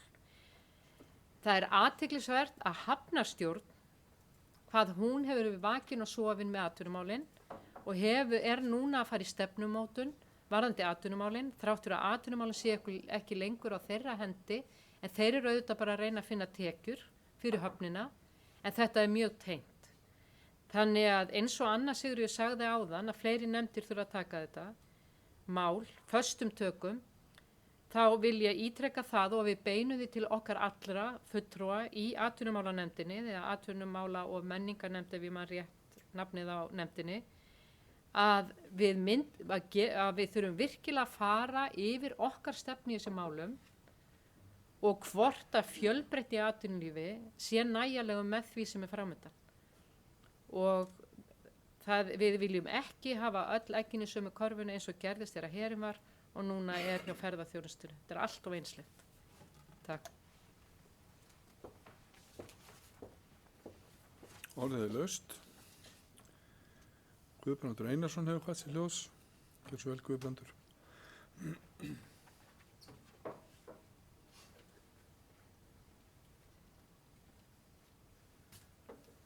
Virðulegur forseti, ég held að við séum öll sammála það að einsleitni atvinnulífs á Suðurnesjum er allt of mikið.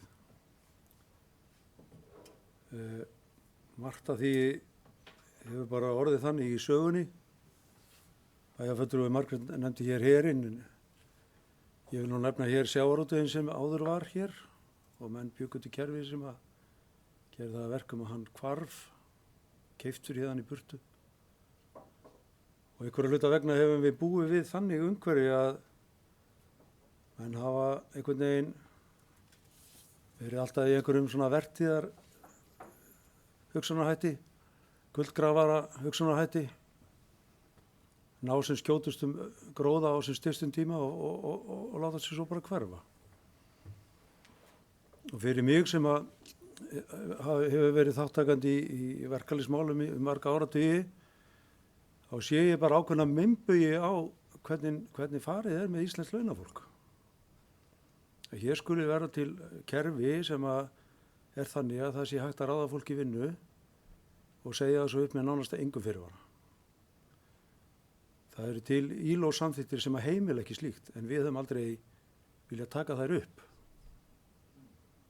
Við höfum aldrei viljað taka þær upp, þannig að fólk er að hætta jafnvel bara með vikufyrirvara eða mánaðafyrirvara, sem er auðvitað engin réttur í sjálfu sér. Þessi réttur getur vaxið upp í 3 mánuði, en hjá flestum verkalýðsfélögum er það þannig að þú ert ekki komið með meira en 3 mánaða uppsafnarétt fyrir eftir mörg ár. Og þá er fjarska auðvelt fyrir fyrirtæki að ráða til þessu fólk að henda þessu brút. Hér hafa sprottið bílaleigur svo tugum skipti sem að bara kveikti ljósinu og slökktu þau svo þegar þeim datt í hug. og settu fólk út á gatinn. Og síðan sittum við uppi með vandamálin eða samfélagið. Við sjáum það auðvitað bara á þessum atvinnuleysistölum að þetta er inn í samfélagin okkar.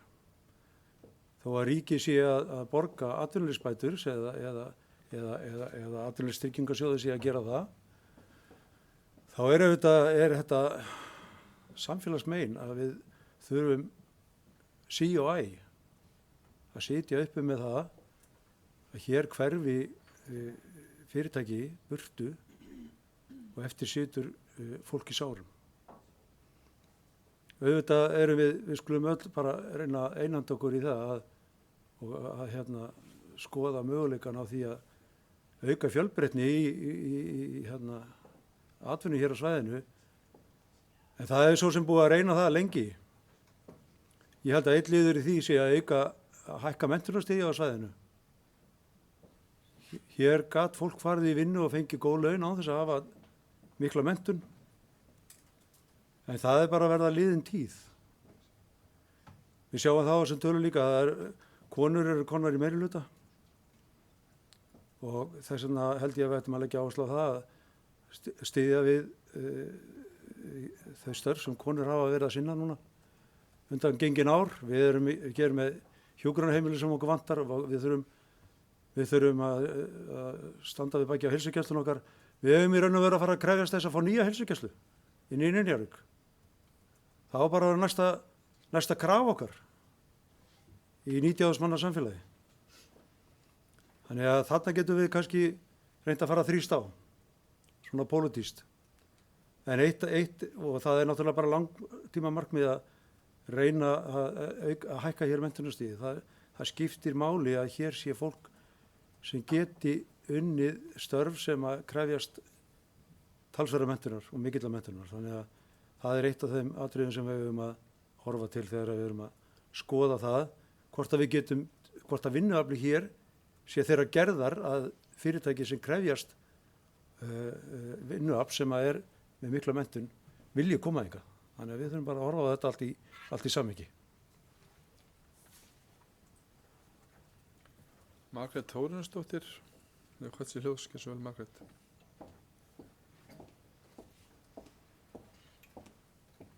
Virðulegi forseti og aðrir viðstaddir, já, ég vil taka hér heilshugar undir orð bæjarfulltrúans Margrétar Sanders og ég velti fyrir mér, miðað við þá stöðu sem við erum stödd í dag með þetta atvinnuleysi og hvað er að gerast í samfélaginu okkar, 8,9% atvinnuleysi í Reykjanesbæ og 9,2% á Suðurnesjum.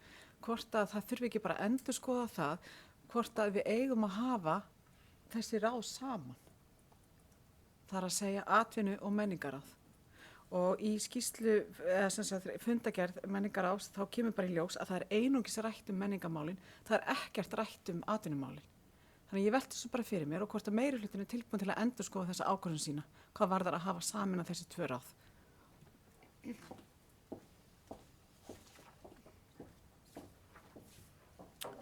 Voru þau laust?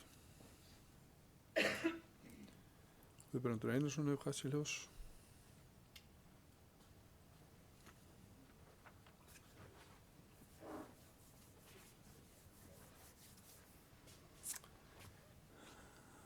Virðulegur forseti, ég veit nú ekki hvort ég geti svara hér fyrir hand meirihlutans þó ég sé 1/6 af honum. En ég held að meirihlutin sé alltaf tilbúin til þess að hlusta á allar góða tillögur. En það var tilgangur með því að sameina þetta og breyta þessu fyrirkomulagi. Menn töldu að menningartengd ferðaþjónusta sem er auðvitað bara atvinnumál, að ferðaþjónusta og menning geti farið saman. Auglýsinga, kynningamál, markaðsmál geti allt tengst menningu og við ættum að nýta okkur þessa sterku menningu hér á þessu svæði til þess að markaðssetja bæinn okkar. Ekki bara endilega til að fjölga íbúum, heldur líka til að fjölga fyrirtækjum. Hér væri gott að búa. Það er ákveðin samleið í því að hafa þetta saman. Ég er ekki vissuð að það verði alltaf þannig að það sé bara verið að fjalla menningamál. Ég held að sumir fendir verði þá undirlæðir af atvinnumálum Þannig að ég er ekki alveg á þessu tímapunkti tilbúin til að segja að ég sé alveg tilbúin til að splitta þessu, en ég held að þetta sé tilraunarinnar virði að vita hvort að við getum nýtt okkur þá sterku menningu sem við höfum hér á þessu svæði til þess að markasetja bæinn bæði atvinnulega og félagslega og fjölskyldulega.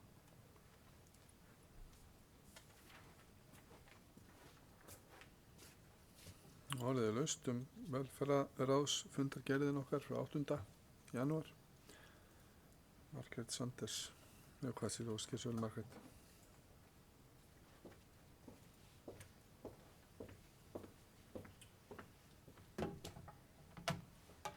Forseti, bæjarfulltrúar, góðu gestir. Staðan í leiknum er 2016 fyrir Noregi. En að öllu gamni slepptu þá erum við að ræða hér alvarlegt mál sem að 9,2% afslætti atvinnuleysi í Reykjanesbæ.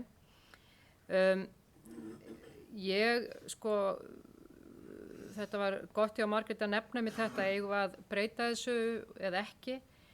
Á þessu stígi var ég kannski ekki með tillögu það, heldur frekar að við svona saman einbyttum okkur betur að atvinnumálum vegna þess að undir í fundagerðunum þá er þetta undir menningar og atvinnuráð og þegar ég opna fundagerðirnar núna bara síðustu 3 ár og það er það sem ég hef verið að benda á þá síðustu 3 ár eða 4 jafnvel þá eru nokkra fundagerðir sem eingöngu fjallað menningamál en í einni fundagerð af þessum öllum þá kom sigurgestur, starfsmaður hjá Reykjanesbæ og fjallaði mitt atvinnumál og tækifæri. Og það er of lítil áhersla og ég get alveg fallist á það og það lítur og það, mér hugnast það alveg að menningartengd ferðaþjónusta getur verið atvinnumál. En þessi mál sem að voru þarna eða hafa verið, þetta eru sko menningaverðlaun, jóladagskrá, styrkveitingar, þetta eru safnamál, þetta eru meira bara og safnamál og þá hvað margir koma á söfnin og eitthvað. Þetta er ekki bein atvinnumál að mínum mati og þess vegna sko og það á ekki að gera lítið úr menningunni. Það er ekki verið að gera það með þessum orðum. En núna er 9,2% atvinnuleysi og við verðum að vinna að því að efla atvinnu í bæjarfélaginu.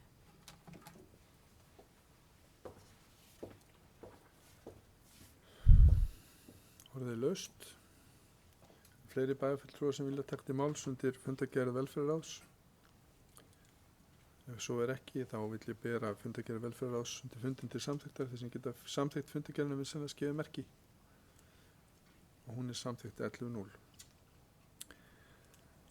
Næst er það fundagerð fræðsluráðs frá 10. janúar og gefi orðið laust fundagerð fræðsluráðs. Anna Sigríður Jóhannesdóttir og hvað sé ljós, gerð svo vel Anna Sigríður.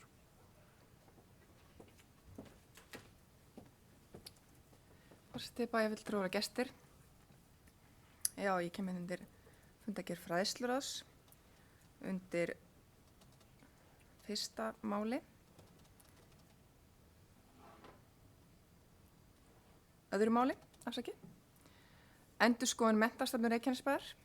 Helgi Arnarsson, sviðsstjóri fræðslusins, skýrði frá undirbúningi fyrir endurskoðun menntastefnu Reykjanesbæjar. Menntastefna mun taka mið af nýrri stefnu Reykjanesbæjar og heimsmarkmiðum Sameinuðu þjóðanna. Og sviðsstjórinn mun hefja vinnu við þessa endurskoðun. Og ég fagna þessu því að margoft höfum við gert einhverja góðar og flottar skýrslur og stungið þeim bara ofan í skúffu. En menntastefnan hjá Reykjanesbæ, hún hefur verið bara vel sýnileg og þokkalega lifandi, en hún í rauninni vinnuhópur hóf vinnu við hennar gerð árið 2015, ef maður rétt. Og nú eru komið 5 ár síðan og þetta er bara góðu tími til að skoða hvort við þurfum aðeins að, já, kannski get ekki endilega sagt breyta til, heldur bæta við, skoða, við erum opin huga fyrir einhverju breytingu í menntakerfinu. Við erum mikið að tala menntakerfi á Íslandi í dag og líka hér í Reykjanesbæ, hvað getum við gert betur? Hvernig hefur samfélagið okkar breyst núna á þessum 5 árum síðan þessi menntastefna kom út? Hefur nemendafjöldi í grunnskólanum, hefur hann aukist, hefur hann breyst? hvernig er starfsþróun kennara, þurfum við að skoða hana núna eftir 5 ár, hvað er það í menntastefnunni sem að við viljum bæta við eða þurfum við að gera eitthvað annað. En ég ætla að minna samt á að þessi menntastefna, hún var ekki bara skólamál, hún var líka íþróttir og tómstundir. Það var mjög jákvætt við hana. Og svo langar mig að nefna hérna mál 3 leikskólavist fyrir börn yngri en 24 mánaða. Mér langar bara að fagna því að leikskólakennarar í Reykjanesbæ sé að koma með tillögu að leikskóla fyrir unga börn. Þetta er eitthvað sem ég er búin að heyra svona dálítið mikið svona síðastliðin 3 ár frá ungum foreldrum. Það býr mikið af ungu fólki í Reykjanesbæ og er að stofna til fjölskyldu og kallar eftir því að það væri hægt að taka inn yngri börn á leikskólana. Við höfum ekki verið að gera mikið af því, en þarna koma leikskólastjórar reyndir, góða reynslu og koma með þessa hugmyndu og ég hlakka bara til að sjá þegar faghópurinn verður búinn að skoða kosti og galla við að gera þetta. Þetta er að sjálfsögðu mikið fjölskyldumál, mikil þjónusta við fjölskyldur ef að þetta yrði. Þannig ég hlakka til að sjá áframhaldandi vinnu við þetta og skoða eins og ég sagði kosti og galla við að koma á fót hér ungbarnaleikskóla. Eitt í viðbót hérna í þessari fundagerð, það var síðasta mál, 7. mál, samþætting skólastarfs og íþrótta og tómstunda. Í skoðuninu hefði að vinna við samþættingu skólastarfs og íþrótta og tómstundastarf í Reykjanesbæ. Ég fann eiginlega ekki mörg gögn þetta, en ég ætla aðeins að vitna hérna í menntastefnuna frá 2015. Skólastefna takmarkast oft við það hvernig haga skuli starfi skóla óháð því í hvernig umhverfi skólinn starfar. Nýrri menntastefnu er hins vegar ætlað að vera heildstæð áætlun það hvernig nám á öllum skólastigum, leikur, listir og íþróttir fléttast saman og stuðlar sameiginlega að því að undirbúa unga fólki okkar sem best undir það að vera virkir þátttakendur í samfélagi 21. aldarinnar. Hérna erum við akkurat að tala þetta. Samþætta skólastarf, íþróttir og tómstundir. Það er tími komin að við skoðum þetta alvarlega og reynum að finna leiðir til að létta undir fjölskyldunni með þessu. Ég vona að sjá það. Takk.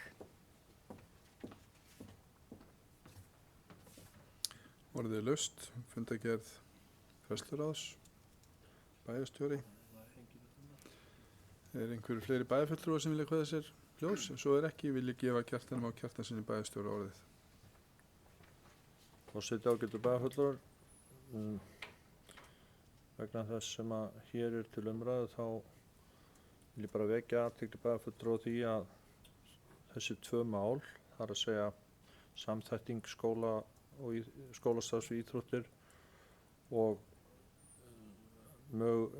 þessi könnun á hvernig hægt sé að útfæra opnun ungbarnaleikskóla. Þetta eru 2 af þessum 11 atriðum sem að bæjarstjórn samþykkti í stefnumótuninni, þessi 11 verkefni sem voru sett í gang og það er verið að vinna að fleiri verkefni núna úr þessum 11 verkefna hópi og ég eins og annars erum við fagna því að þetta verkefni komi í gang og þessi 2 verkefni en það er ljóst að þau eru bæði eða hvort sig mjög umfangsmikil. Það er að segja hvernig við samþættum skólastarf og í 1. til 4. bekk við íþróttir og tómstundir er snúið því að skólarnir okkar eru orðin 7 grunnskólarnir og sveitarfélagið er langt á endan á milli og ætlum við að vera með allar íþróttagreinar á öllum stöðum eða ætlum við að flytja fólk eða krakka hér eða börn hér á nemendur hérna á milli hverfa. Er körfubolti á einu stað og fótbolti á öðrum og sund á þriðja eða hvernig ætlum við að gera þetta? Þetta er ekki einfalt og þess vegna er mikilvægt að undirbúa það vel. Sama má segja með ungbarnaleikskólana. Ætlum við að opna sérstakan ungbarnaleikskóla, einn eða fleiri, vegna þess að þetta er sérhæft kallar á sérstaka aðstöðu, öðruvísi þjálfun og reynslufærni starfsfólks við börnin, eða ætlum við að opna deildir í einum eða fleiri núverandi leikskóla, þannig að foreldrar sem eiga börn á mismunandi aldurstigum, segjum 1 árs og 4 ára, geti farið með bæði börnin í sama leikskólan, þurfi þá ekki að vera að endasendast á milli skóla á morgnana og svo í lok dags. Þannig að það er mjög mörg atriði þarna sem við þarf að skoða, og ég veit að þessir ágætu fulltrúar sem að verða skipaðir og eru skipaðir í þessa vinnuhópa munu fara vel yfir, og við fáum þá að sjá það niðurstöðurnar núna eftir einhverja mánuði.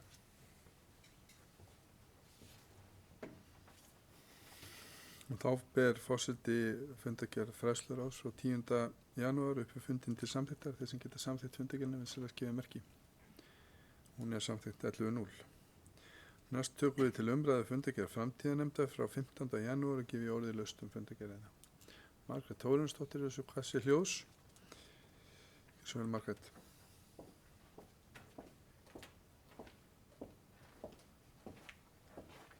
Virðulegi forseti og aðri viðstaddir, ég vil koma hér til lið 1 hvað var það rafræna stjórnsýslu. Það er sífellt verið að leggja kostnaðarauka útsvarsgreiðingur án þess að sparnaður komi á móti. Þó svo að rafræn stjórnsýsla hafi verið innleidd fyrir nokkrum mörgum árum hjá ríki og sveitarfélögum, þá hefur flækjustuð kerfisins einungis aukist. Sífellt verra er fyrir hinn almennlega borgara að fá einfaldar upplýsingar frá kerfinu.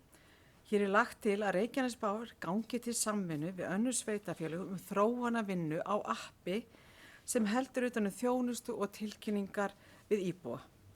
Er þetta kerfi nú ekki þegar til á heimasíðu Reykjanesbæjar, þar sem flesta tilkynningar birtast? Hvað er átt með því að hægt verði að gera stuttar kannanir hjá íbúum þegar á sama tíma hafnar meiri hlutin að fara í íbúakosningu, til dæmis íbúakosningu hvað varðar kísilverið? Kannanir er auðveldlega hægt að misnota í pólitískum tilgangi með því að ná umdeildum málum fram. Verkefnið er ókostnaðarmetið en sýnir meiri hlutin fram á sparnað á móti upptöku appsins er vert að skoða þá ákvörðun. Annars er þetta enn eitt kostnaðarlægi sem smurtur ofan á núverandi kerfi. Ég óska að þetta verði bókað. Ég vil síðan hér að koma undir lið 2 hvað varðar íbúalýðræði.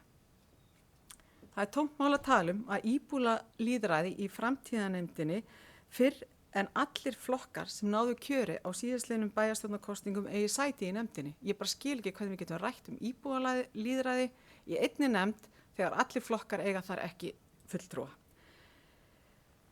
Á meðan íbúalýðræði virkar ekki í sveitarstjórn þá er ekki hægt að tala íbúalýðræði, enda er það kaldhæðnislegt að nú eigi allt í einu að efla íbúalýðræði nokkrum mánuðum eftir að meirihlutin hafnaði íbúakosningu kísilverið í Helguvík.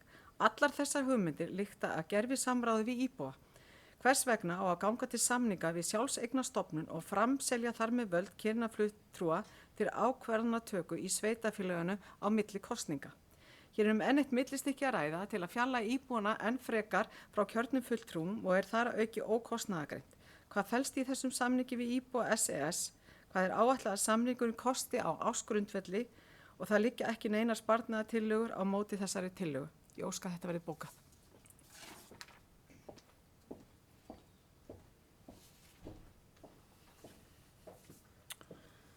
Orðið laust fundargerð framtíðanemndar. Styrmir Gauti Fjellsteður og kassi hljós.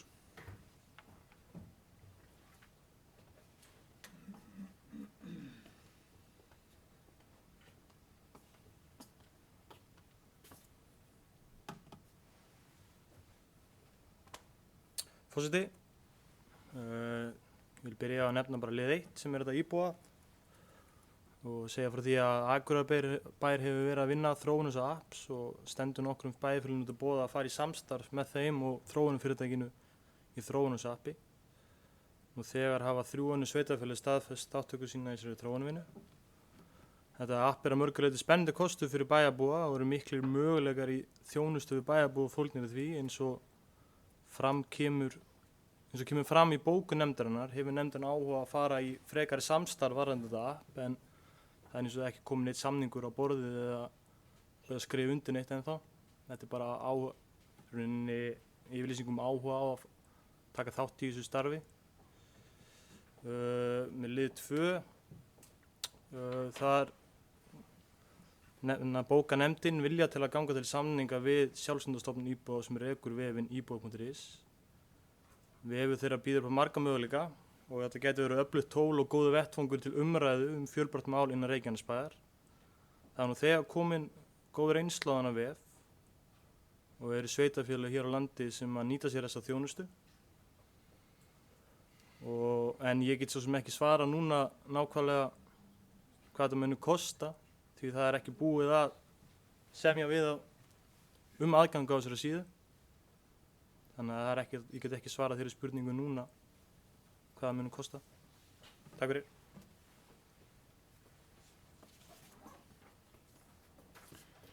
Margrét Sandnes hefur hvað til ljós. Gjörðu svo vel, Margrét.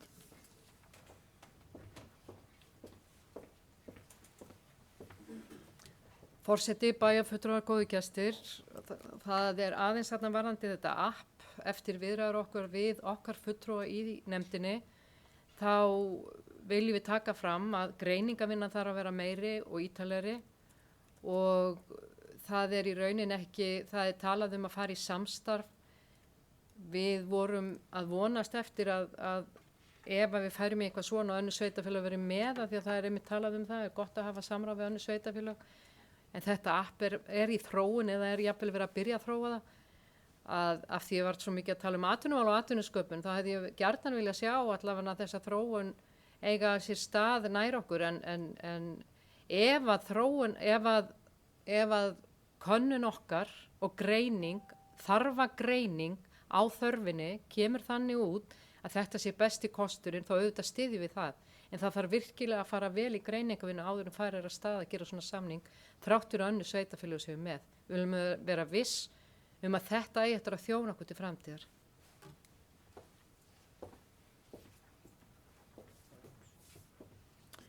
Orðið er laust. Bæjarstjóri hefur hvað til ljós. Gjörðu svo vel, Kjartan. Forseti, ágætu bæjarfulltrúar.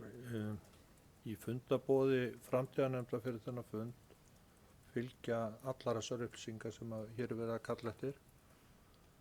Og með leyfi forseta bara má lesa þetta beint upp. Hugbúnaðurinn er opinn og því þarf engin sérstök leyfisgjöld. Greiða þarf 25.000 krónur á mánuði pluss virðisauka og fylgja því eins mörg verkefni og við viljum setja í gang, enda enga takmarkanir á því. Kerfið er einfalt og getum við haft umsjón með því sjálf. Kerfið býður upp á marga stillingar, til dæmis hvort við viljum hafa innsendingar nafnlausar með nafni eða niður á kennitölu í gegnum rafræn skilríki. Íbúðar.is mæla með því að keyptu sér startpakki cirka 10 tímar sem kosta 180.000 krónur sem er ráðgjöf kerfið og uppsetning og notkun á því ásamt kynningu til bæjarbúa sem er mikilvægur þáttur. Mikil reynsla hefur safnast á síðastliðnum 10 árum í samstarfi sveitafélags sem gagnlegt er að miðla áfram. Þannig að ef ég skil þetta rétt, og kostar þetta 100, eða ef við gerum hennar þjónustusamningu upp á 10 tíma að kynna og setja þetta upp, þá er það 180.000 krónur og síðan 25.800 krónur á mánuði pluss vaskur.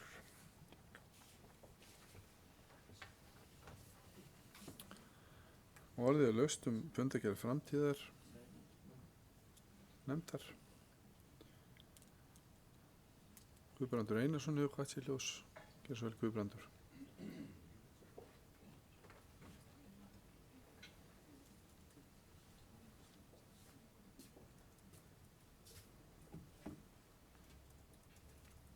Virðulegur forseti, já. Það er ekkert lýðræði í þessari bæjarstjórn. Skýta bæjarstjórn. En það er nú einu sinni svo að þessi bæjarstjórn er nú að reyna að fara eftir þeim reglum og lögum sem hana gilda. Við getum auðvitað að tala lýðræðishalla stundum, en þannig hefur þetta verið frá því að ég byrjaði að taka þátt í pólitíka. Það eru bara 5 fulltrúar í ráðum og þeir eru kosnir þar inn í hlutfalli við að það atkvæðamagn sem að þeir fengu í kosningum. Við erum stundum sár og súri yfir því að hafa ekki fengið meira af atkvæðum, en þannig bara er það. Beinlegi tapaði manni í síðustu kosningum og 13 atkvæðum. Það var súrt. En það er bara þannig.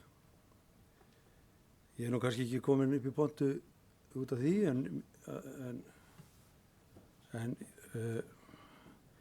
það sem að ég er alltaf hissa á því að bæjarfulltrúi Margrét Þórhallsdóttir skuli leyfa sér að koma hérna upp í pontu með þetta fleipur fund eftir fund og talað að meirihlutin hafi hafnað íbúakosningu. Meirihlutin hafnaði ekki neinu. Þessi meirihluti, hann gerir sig grein fyrir því að hann er stjórnvald og sem slíkur þarf hann að fara eftir þeim lögum og reglum sem stjórnvald gilda. Og hér á landi eru til svokölluð sveitarstjórnarlög og þau heimila íbúakosningar undir ákveðnum formerkjum. Og þegar að við fáum beiðni íbúakosningu sem að sett fram vegna þess og án þess að sé að vera að uppfylla þessi lög, þá getum við ekki sem stjórnvald farið í slíka íbúakosningu. Það bara liggur alveg ljóst fyrir. Þó ég sé ekki lögfræðilega menntaður, þá veit ég þetta. Og ég veit líka að þetta umrædda fyrirtæki sem að hún er að ræða að við séum svona höll undir, það vissi þetta líka. Þeir eru með stóða lögfræðingum til þess að styðja sig í því sem þeir eru að gera. Og þeir vissu það alveg að þessi beiðni var ekki löglega fram komin. Enda staðfesti lögfræðingur sveitarfélagsins það. Löglærður maður í áratugi. Og vera klína því alltaf hér á meirihlutann hann hafi hafnað íbúakosningu. Ég skil þetta ekki. Ég veit ekki betur en að þessi meirihluti ásamt fulltrúa Miðflokksins hafi talað gegn þessar uppbyggingu. Og ég veit ekki annað en að meirihlutin sé sömu skoðunar. Og mun bara lýsa þeim vilja hér eftir sem hingað til. Þannig ég held að fólk ætti nú að nota pontuna til annars en að vera að fara með svona fleipur.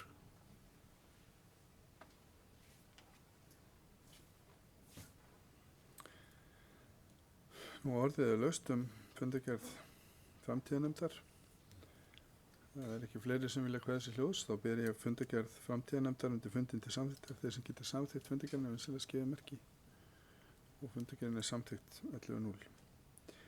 Næst tökum við fundargerð stjórnar Reykjanesafnar frá 16. janúar til umræðu. Orðið er laust.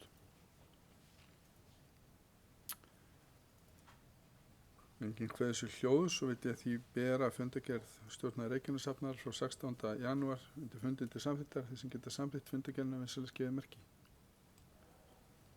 Og hún er samþykkt 11.0. Næst kemur hér 8. liður á dagskrána, staðfesting vegna breytinga á svæðisskipulagi Suðurnesja og er orðið laust 8. lið.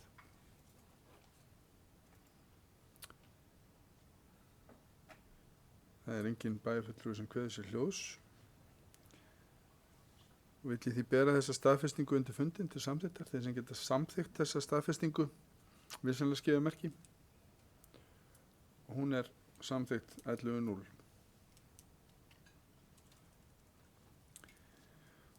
Næst er það 9. liður og jafnframt sá síðasti á dagskráni, kaupsamningur fasteignir og er orðið laust þann lið í fundargerð.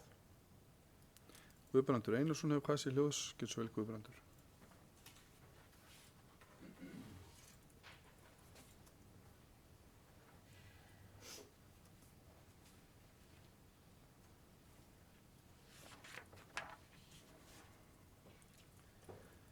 Virðulegur forseti, við höfum nú svo sem verið að rifja þar upp hér í dag hvað hefur gengið á hér undan gengin ár og meðal annars var lagt í þá vegferð á sínu tíma að reyna að ná samkomulagi við kröfuhafa Reykjanesbæjar niðurfellingu skulda. Það gekk nú svona og tregða í því að fella niður skuldir, meðal annars hjá lífeyrissjóðum sem hafa sína skuldbindingar og þurfa að standa við þær. En við vorum hættum þó ekki og fórum í ýmsar aðgerðir sem að við töldum að þyrfti allavega til að halda okkur á floti og það var síðan kallað endurskipulagning efnahags sem að hefur verið unnið að í mörg ár. Við reyndum að fá skuldbreytingar, lækka vexti og við áttum samtöl og viðræði við þá sem að stóðu að baki skuldum Fasteignar HF á þeim tíma til þess að reyna að fá breytingu á þeim lánakjörum sem þar voru til staðar og að minni hyggju það voru mjög slæm lánakjör í raun og veru. Og niðurstaðan úr því var sú að skuldum eða eignum fasteignar var skipt í 2 hluta. Annars vegar þær eignir sem að nýttar voru undir starfsemi sem að er talin lögbundin samkvæmt sveitarstjórnarlögum sem eru þá skólarnir okkar og síðan aðrar eignir sem að eru inn í fasteign en voru nýttar undir aðra hluta en lögbundna starfsemi. Svo sem eins og Íþróttaakademía sem var nú átt að vera nýtt undir annað heldur en Íþróttaakademíu uppalega. Hljómahöllin, gamla Dráttarbrautin sem var nú veðsett alveg upp í topp á sínu tíma. 88 húsið. Golfskálinn. Þessar eignir voru teknar út fyrir sviga og niðurstaðan var sú að ef að okkur tækist ekki að rétt okkur af fyrir 2022 þá væri svokölluð put option inn í þessum samningum sem að gerðir voru sem að voru þá leið að þessir aðilar, þessir lánadrottnar þyrftu þá að leysa til sín þessar eignir. Og það gerði það auðvitað verkum að lánakjörin voru ekki hagfelld. Við erum búin að vera að borga talsvert hávaxvexti bæði í svokölluðu F1 sem eru skólarnir okkar og F5 sem voru þessar eignir. Allan hennar tíma og hærri vexti á þessum hluta af eignunum vegna þess að þarna var eitthvað sem að gat lent í fanginu á lánadrottnum og þeir kærðu sig í raun og vera ekkert um. Við samþykktum það líka að ef að myndi vænkast hagur þá myndi við reyna að borga inn á þetta eins og við gætum og það er að takast núna. Við fengum HS orkubréfin á sínum tíma og við erum að nýta þau til uppkaupa á þessum hluta fasteignar fyrir 3 milljarða og það hefur verulega jákvæð áhrif í för með sér fyrir okkur. Í fyrsta lagi breytir það skuldaviðmiðinu. Það er ekki nóg að eiga eignir. Ef við skuldum ekki þá er skuldaviðmiðið hátt og þetta mun lækka skuldaviðmiðið samkvæmt upplýsingu frá fjármálastjóra talsvert og við erum auðvitað bara ánægð með það. En það að minnka skuldir hefur auðvitað förfið sér aukna möguleika fyrir okkur til þess að endurfjármagna aðra hluta sem að farið er að stað með og við munum halda því áfram. Þegar að skólarnir okkar, við séum ekki að borga rúm 4% vexti af skólabyggingunum. Þegar á markað í dag ættum að komast niður fyrir 3% eða allavega í kringum 3%, þá er rétt að reyna að vinna því eins og hægt er. og það eykur möguleikana okkar verulega að vera laus við þessar eignir eða að vera búin að taka þær til okkar. Þannig að mér finnst þetta að vera merkur áfangi sem við erum að ná, hjálpar okkur í þessu sem við höfum verið að takast á við og við viljum í meirihlutanum leggja fram bókun þess vegna. Bæjarstjórn Reykjanesbæjar samþykkir í dag að leysa til sín þær eignir sem hafa verið í eigu Fasteignar HF sem nýttar hafa verið undir starfsemi sem ekki flokkast undir lögbundna starfsemi sveitarfélaga. Að ræða Hljómahöllina, Íþróttaakademíuna, 88 húsið, Gólfskálann, Dráttarbrautina í Grófinni og Þóristíg 3. Umsamið kaupverð eru tæpir 3 milljarðar og lækkar leiguskuldbinding sveitarfélagsins sem því nemur. Gera má ráð fyrir að skuldaviðmið Reykjanesbæjar lækki við þessi kaup 10% hjá Samstæðu og 15% hjá Sveitasjóði. Þá má einnig gera ráð fyrir að þessi aðgerð auki möguleika sveitarfélagsins til endurfjármögnunar á öðrum skuldum sem einnig gæti hjálpa til við að bæta rekstur sveitarfélagsins. Hér því stórum áfanga náð sem ber að fagna og undir þetta rita bæjarfulltrúar meirihlutans.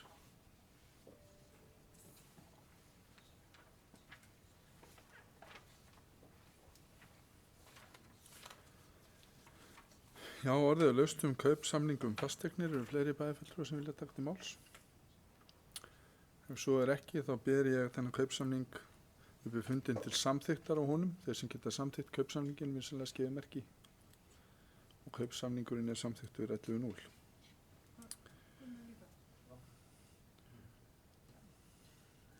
Já, getur bæjarfulltrúar og gestir. Þar með dagskráin tæmd og geri nú hlé á fundi svo gengið verið frá fundargerð.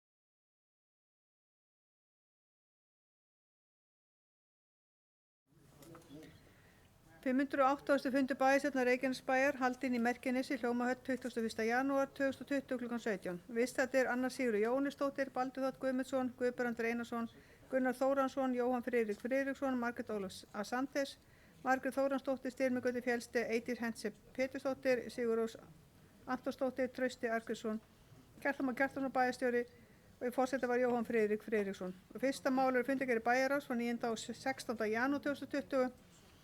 Forseti gaf orðið fundargerðirnar til málstók Guðbrandur Einarsson, til málstók Margrét Asantes og lagði fram eftirfarandi bókun og með leyfi forseta mun ég ekki lesa þá bókun, hún barst rafrænt. Já, það voru 2 bókanir sem komu frá Sjálfstæðisflokki, frá Margréti. Varandi lið 4 og varandi lið 5 í fundargerð bæjarráðs.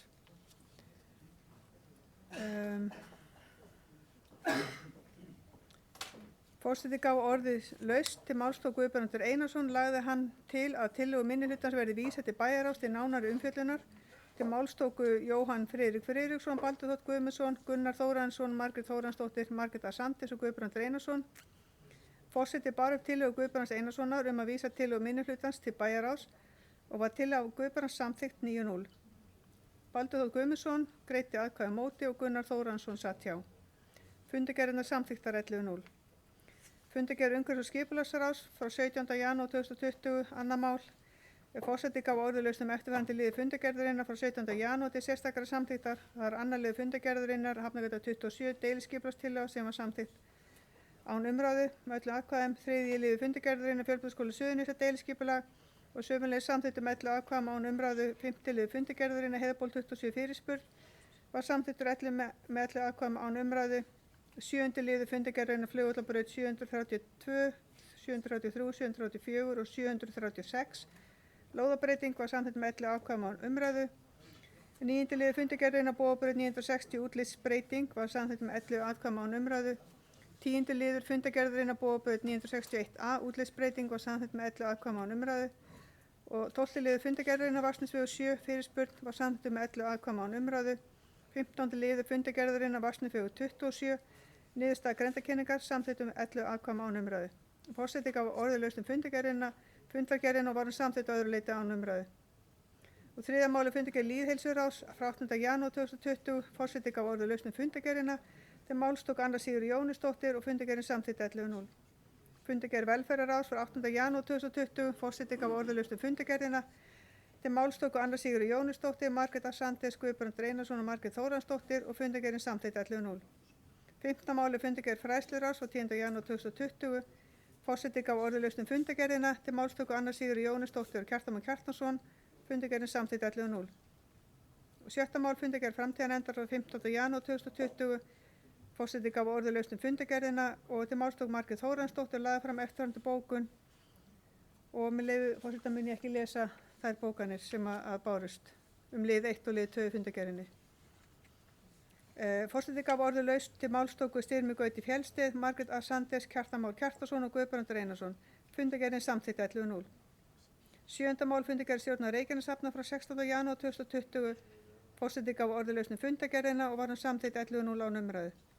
8. mál staðfesting vegna breytinga á svæðisskipulagi Suðurnesja. Forseti gaf orðið laust. Forseti bar síðan breytingu á svæðisskipulagi Suðurnesja 2008 til 2024 til samþykktar og var hann samþykkt 11-0. 9. mál kaupsamningum fasteignir. Forseti gaf orðið laust til málstók Guðbrandur Einarsson og lagði fram eftirfarandi bókun og með leyfi forseta mun ég ekki lesa þá bókun en hún barst rafrænt. Bæjarstjórn samþykkti síðan samninginn 11-0.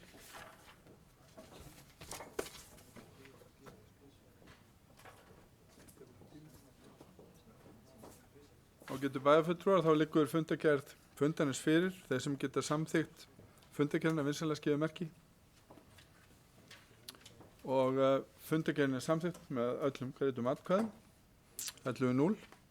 Þakka ég ykkur þá fyrir fundinn og slít hér með fundi.